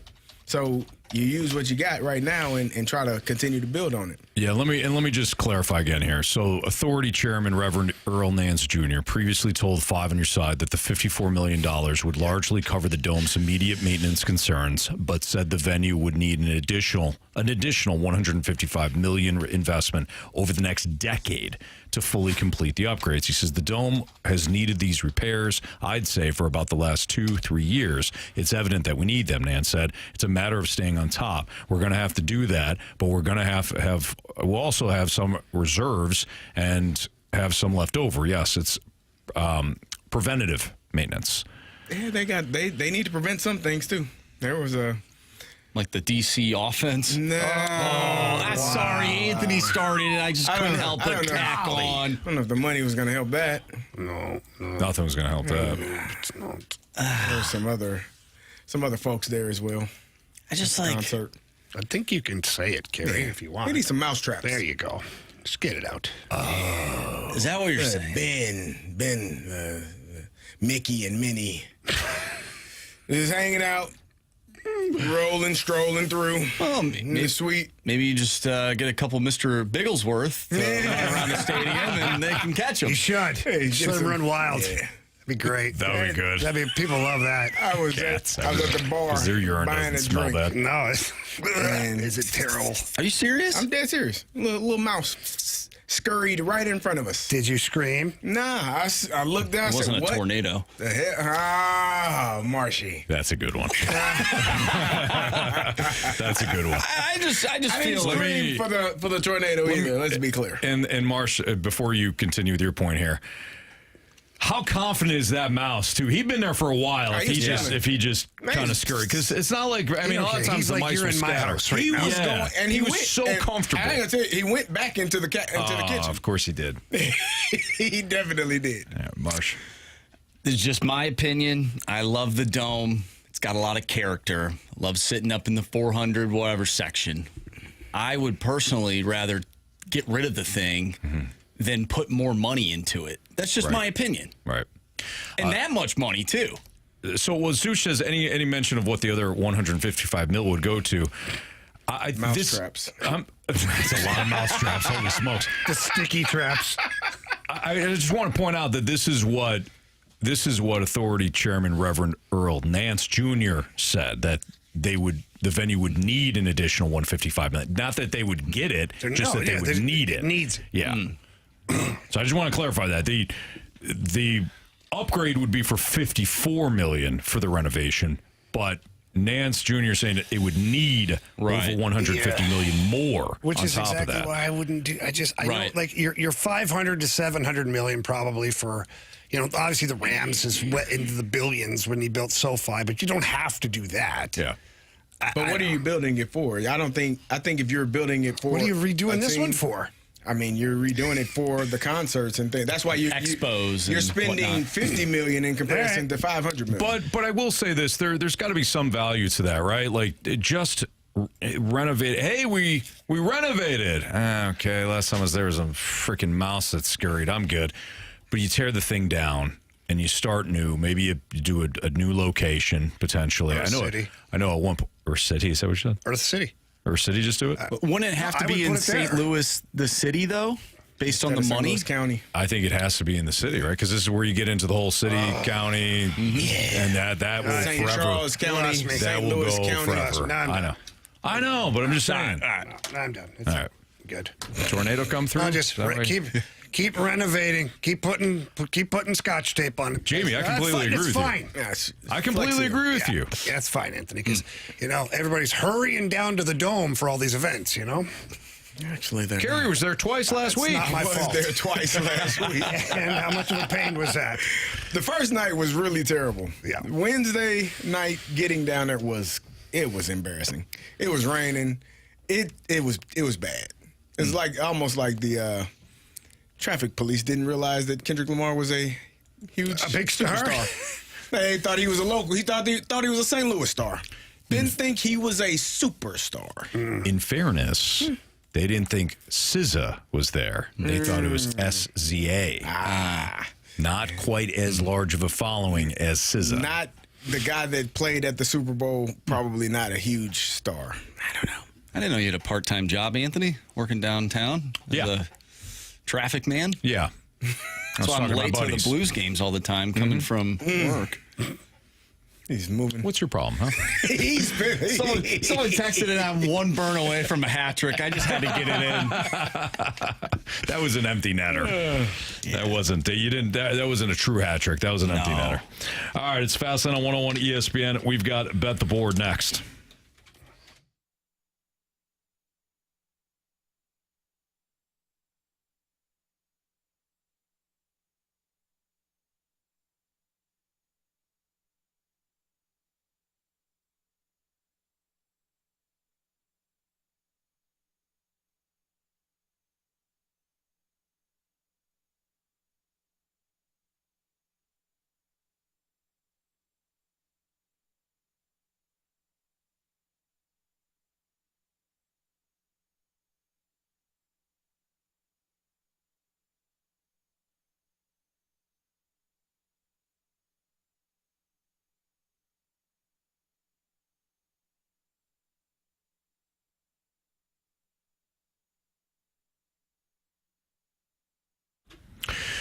Jamie, I love your story with our guy Stewie because it's one of those things that I feel as though this is why he got into the mortgage industry, to help people like you who are at that juncture searching for your dream home.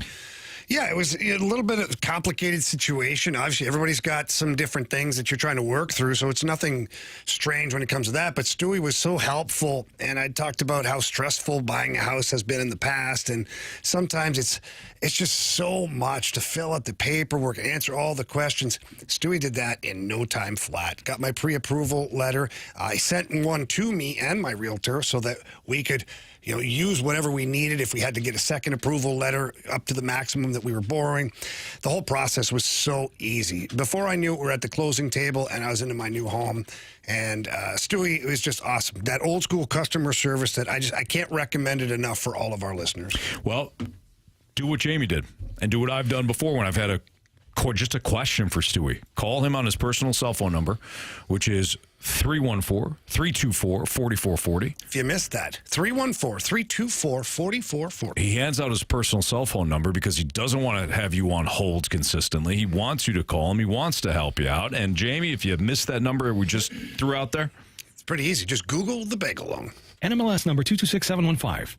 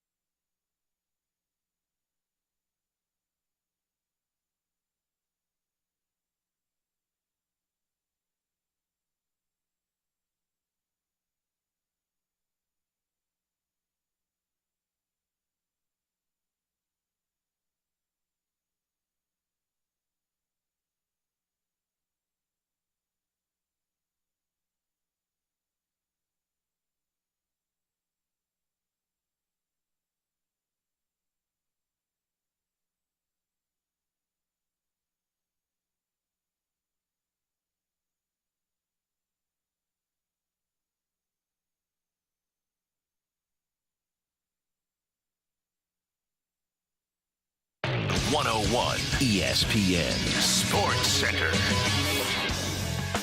I'm Andrew Marsh. It's time for a Sports Center update brought to you by Saliga Heating and Cooling. The Cardinals fall to the Toronto Blue Jays earlier today by a final score of 5-2. They'll take on the Milwaukee Brewers tomorrow. And we talked with Brad Thompson earlier today, recapping the series. If you missed that interview, or if you missed our interview with Battlehawks head coach Anthony Becht, make sure you go to 101ESPN.com or check out the free Dobbs Tire and Auto Center's 101 ESPN mobile app. Just head to the podcast page. You'll find all of our interviews and full shows, and it's all brought to you by the Schaefer Door Company. We have Bet the Board coming up next. I'm Andrew Marsh, and the Sports Center update is brought to you by Saliga Heating and Cooling, a Daikin heating and air conditioning dealer.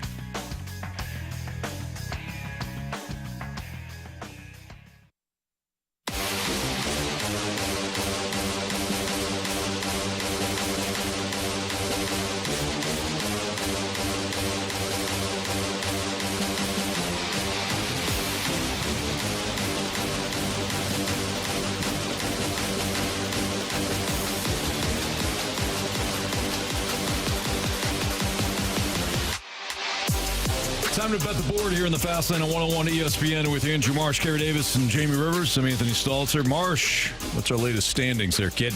All right. I have 5 points. Anthony, you and Jamie have 4 points. And Carey has 2 points. Okay. Okay. Well. Got awkward. Marshy. Pretty bad. All right, so I was thinking about doing the double play again today. I decided against it. I'm not going to. I didn't find one that I liked. So I'm going to go with Pascal Siakam to score 2+ points in the first 3 minutes of Game 3 of tonight's NBA Finals game.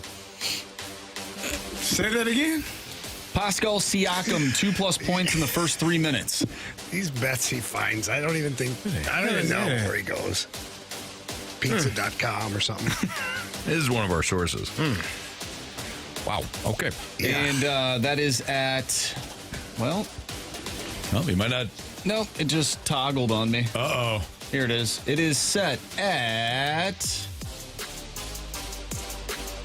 -115. Oh, actually, I'm going to do 1 point. I'm going to do 1 point. 1 point at -125 in the first 3 minutes. So as long as Siakam doesn't score in the first 3 minutes, we good. Yes. Okay. All right. Interesting. Jamie. Yeah, I'm going to keep it relatively easy. Walker Buehler was kind of ticked off after his last start. Some things weren't going the right way. He's pitching tonight against the Rays. The Red Sox are -124 on the money line. Go Red Sox. Okay. Carey took the opportunity earlier to absolutely crap all over the Indiana Pacers. He did. He said that the series was already over, despite the fact that it's 1-1 right now in the NBA Finals. The Pacers haven't lost a home game this entire playoff. Yet Carey Davis took a big old dump on the Pacers. Give me the Pacers plus 5.5. Oh, thank you. With that amount of crap talking going on. Wow. Give me those Pacers. -5.5. Ooh. And that's not even a spiteful. Spite is in that's play not even tonight. spite. No, it sounds like it. Not spite. Don't you think that you're being a tad disrespectful? No. To the Eastern Conference champs. They had a good year.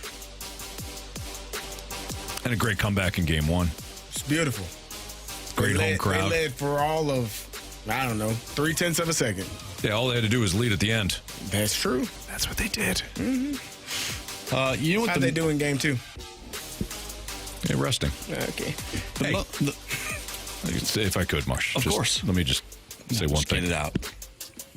You see, the Indiana Pacers are like sovereignty. Oh, wow. It's a big word. Horse. The thoroughbred that won the Kentucky Derby. That's Seabiscuit, Anthony. No. Yeah, well, he did too. Secretariat. And he did too. No. This horse, Sovereignty, he won this year's Kentucky Derby. You know what he did in the Preakness, Marsh? Jamie, you know what he did in the Preakness? No, I didn't want you to. to tell us. He didn't race.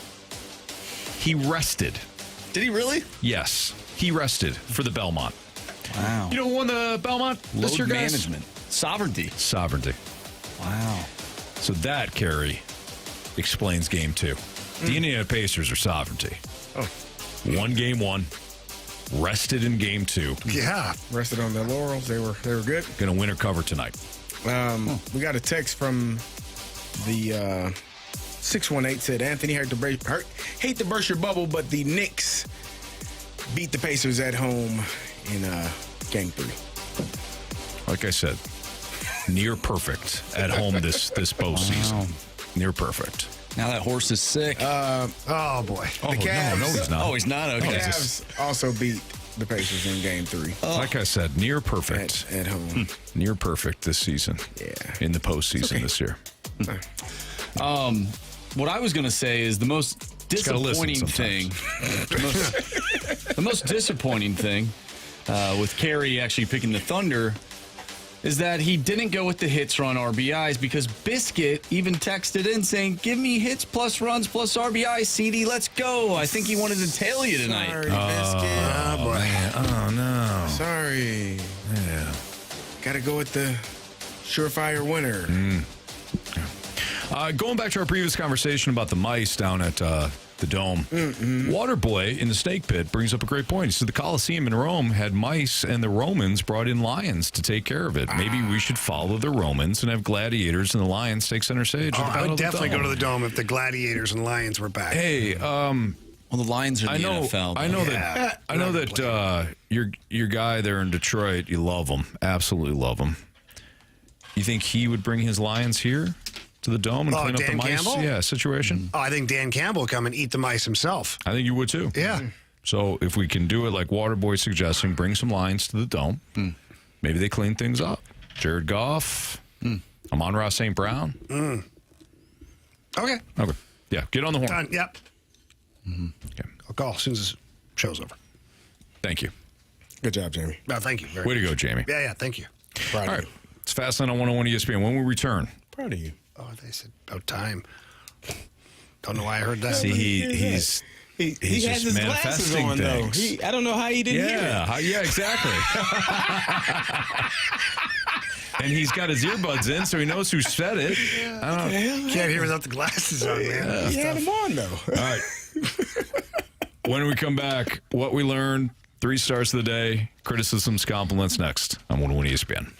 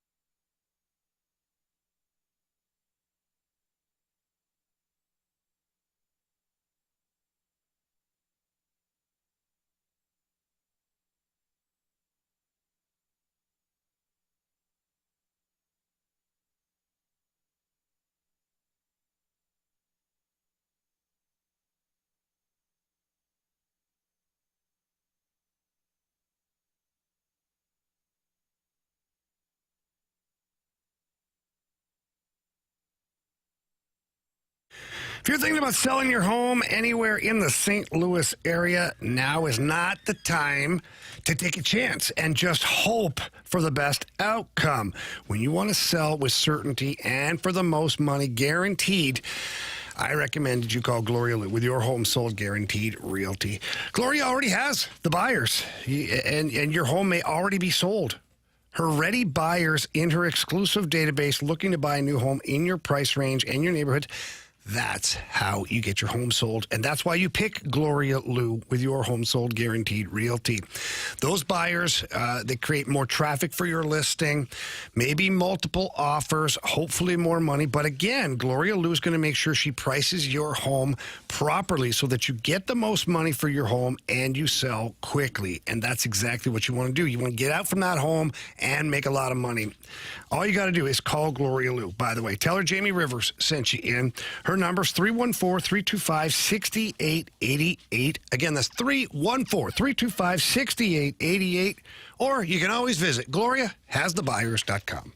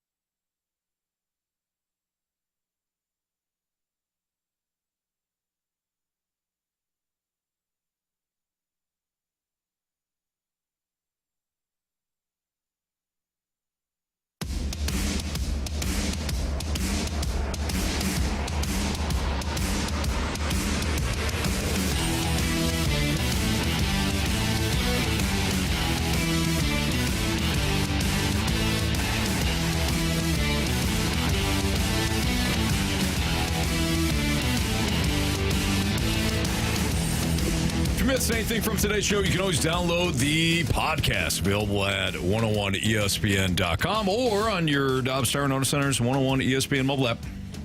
All the podcasts, of course, brought to you by Shave Door Company. Time to find out what everybody learned today. Jamie Rivers, what'd you learn? I learned today that the fast lane, although PG-13, sometimes even more, had a 10-year-old on here telling somebody they could fast lane themselves. Yes.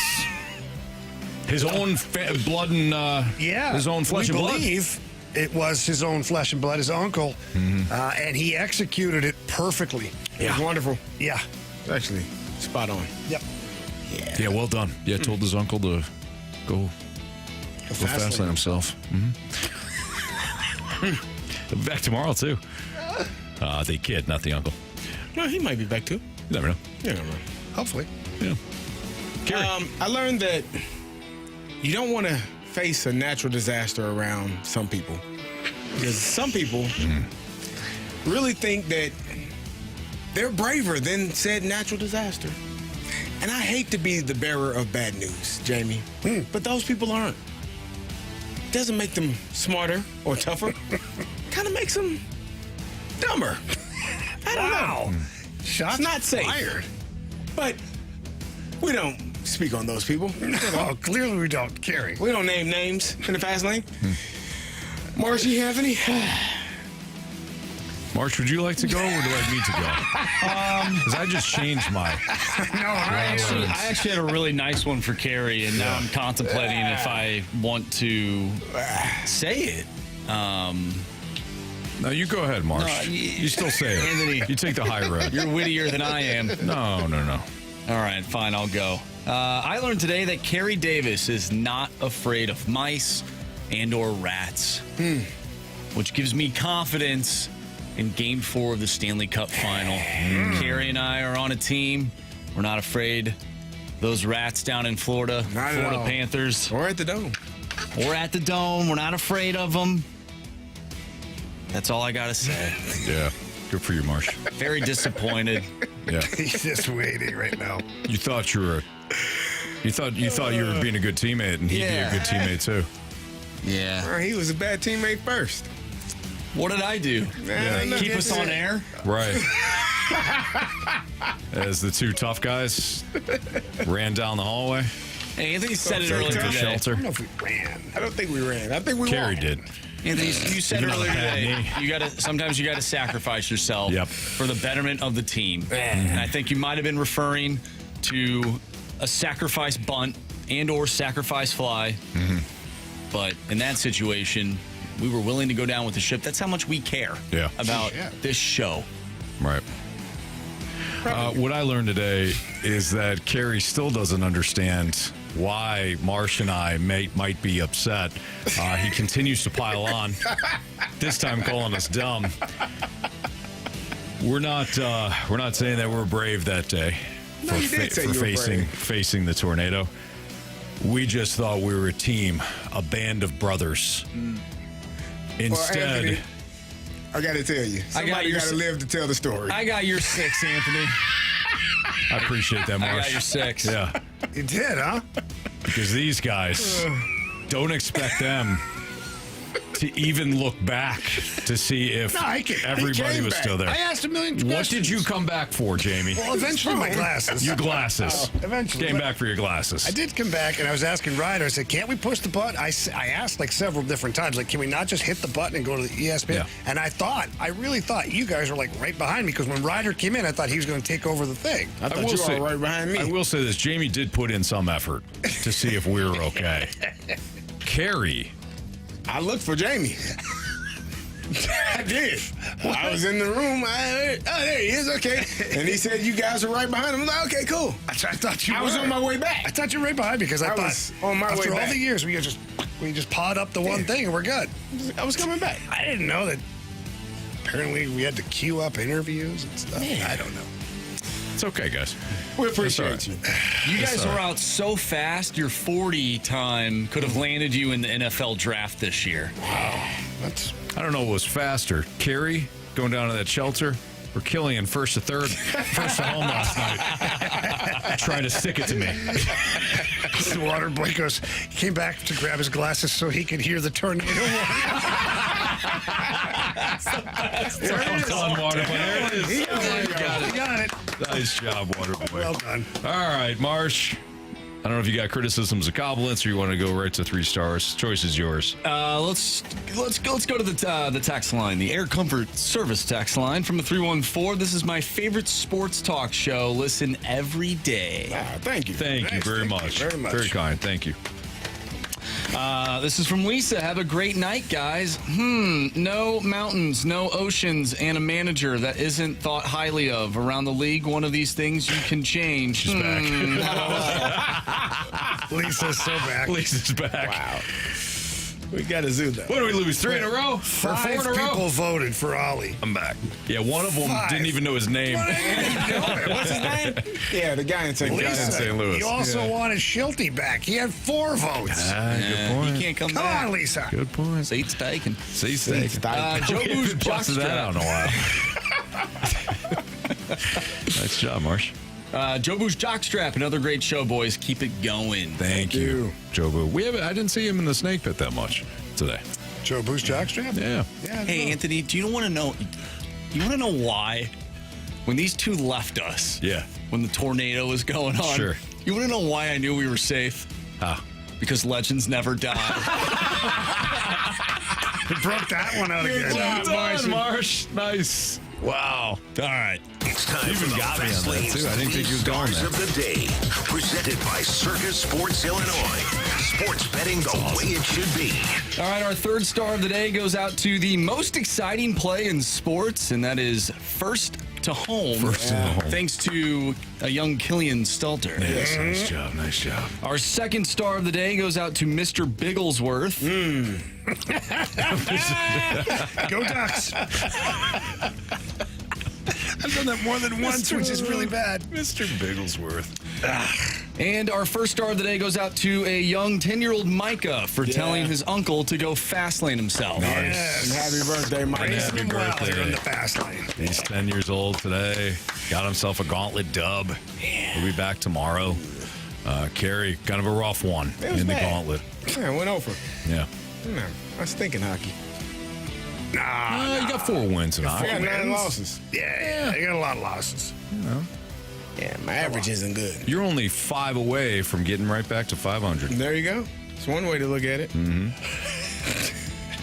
I know you're chomping at the bit. I am. To get back to 500 in We're gonna hockey. be better. But one win at a time, Carey. We do have Pacers and Thunder tonight, game 3. For Andrew Marsh, for Carey Davis, for Jamie Rivers, I'm Anthony Stalter. See you.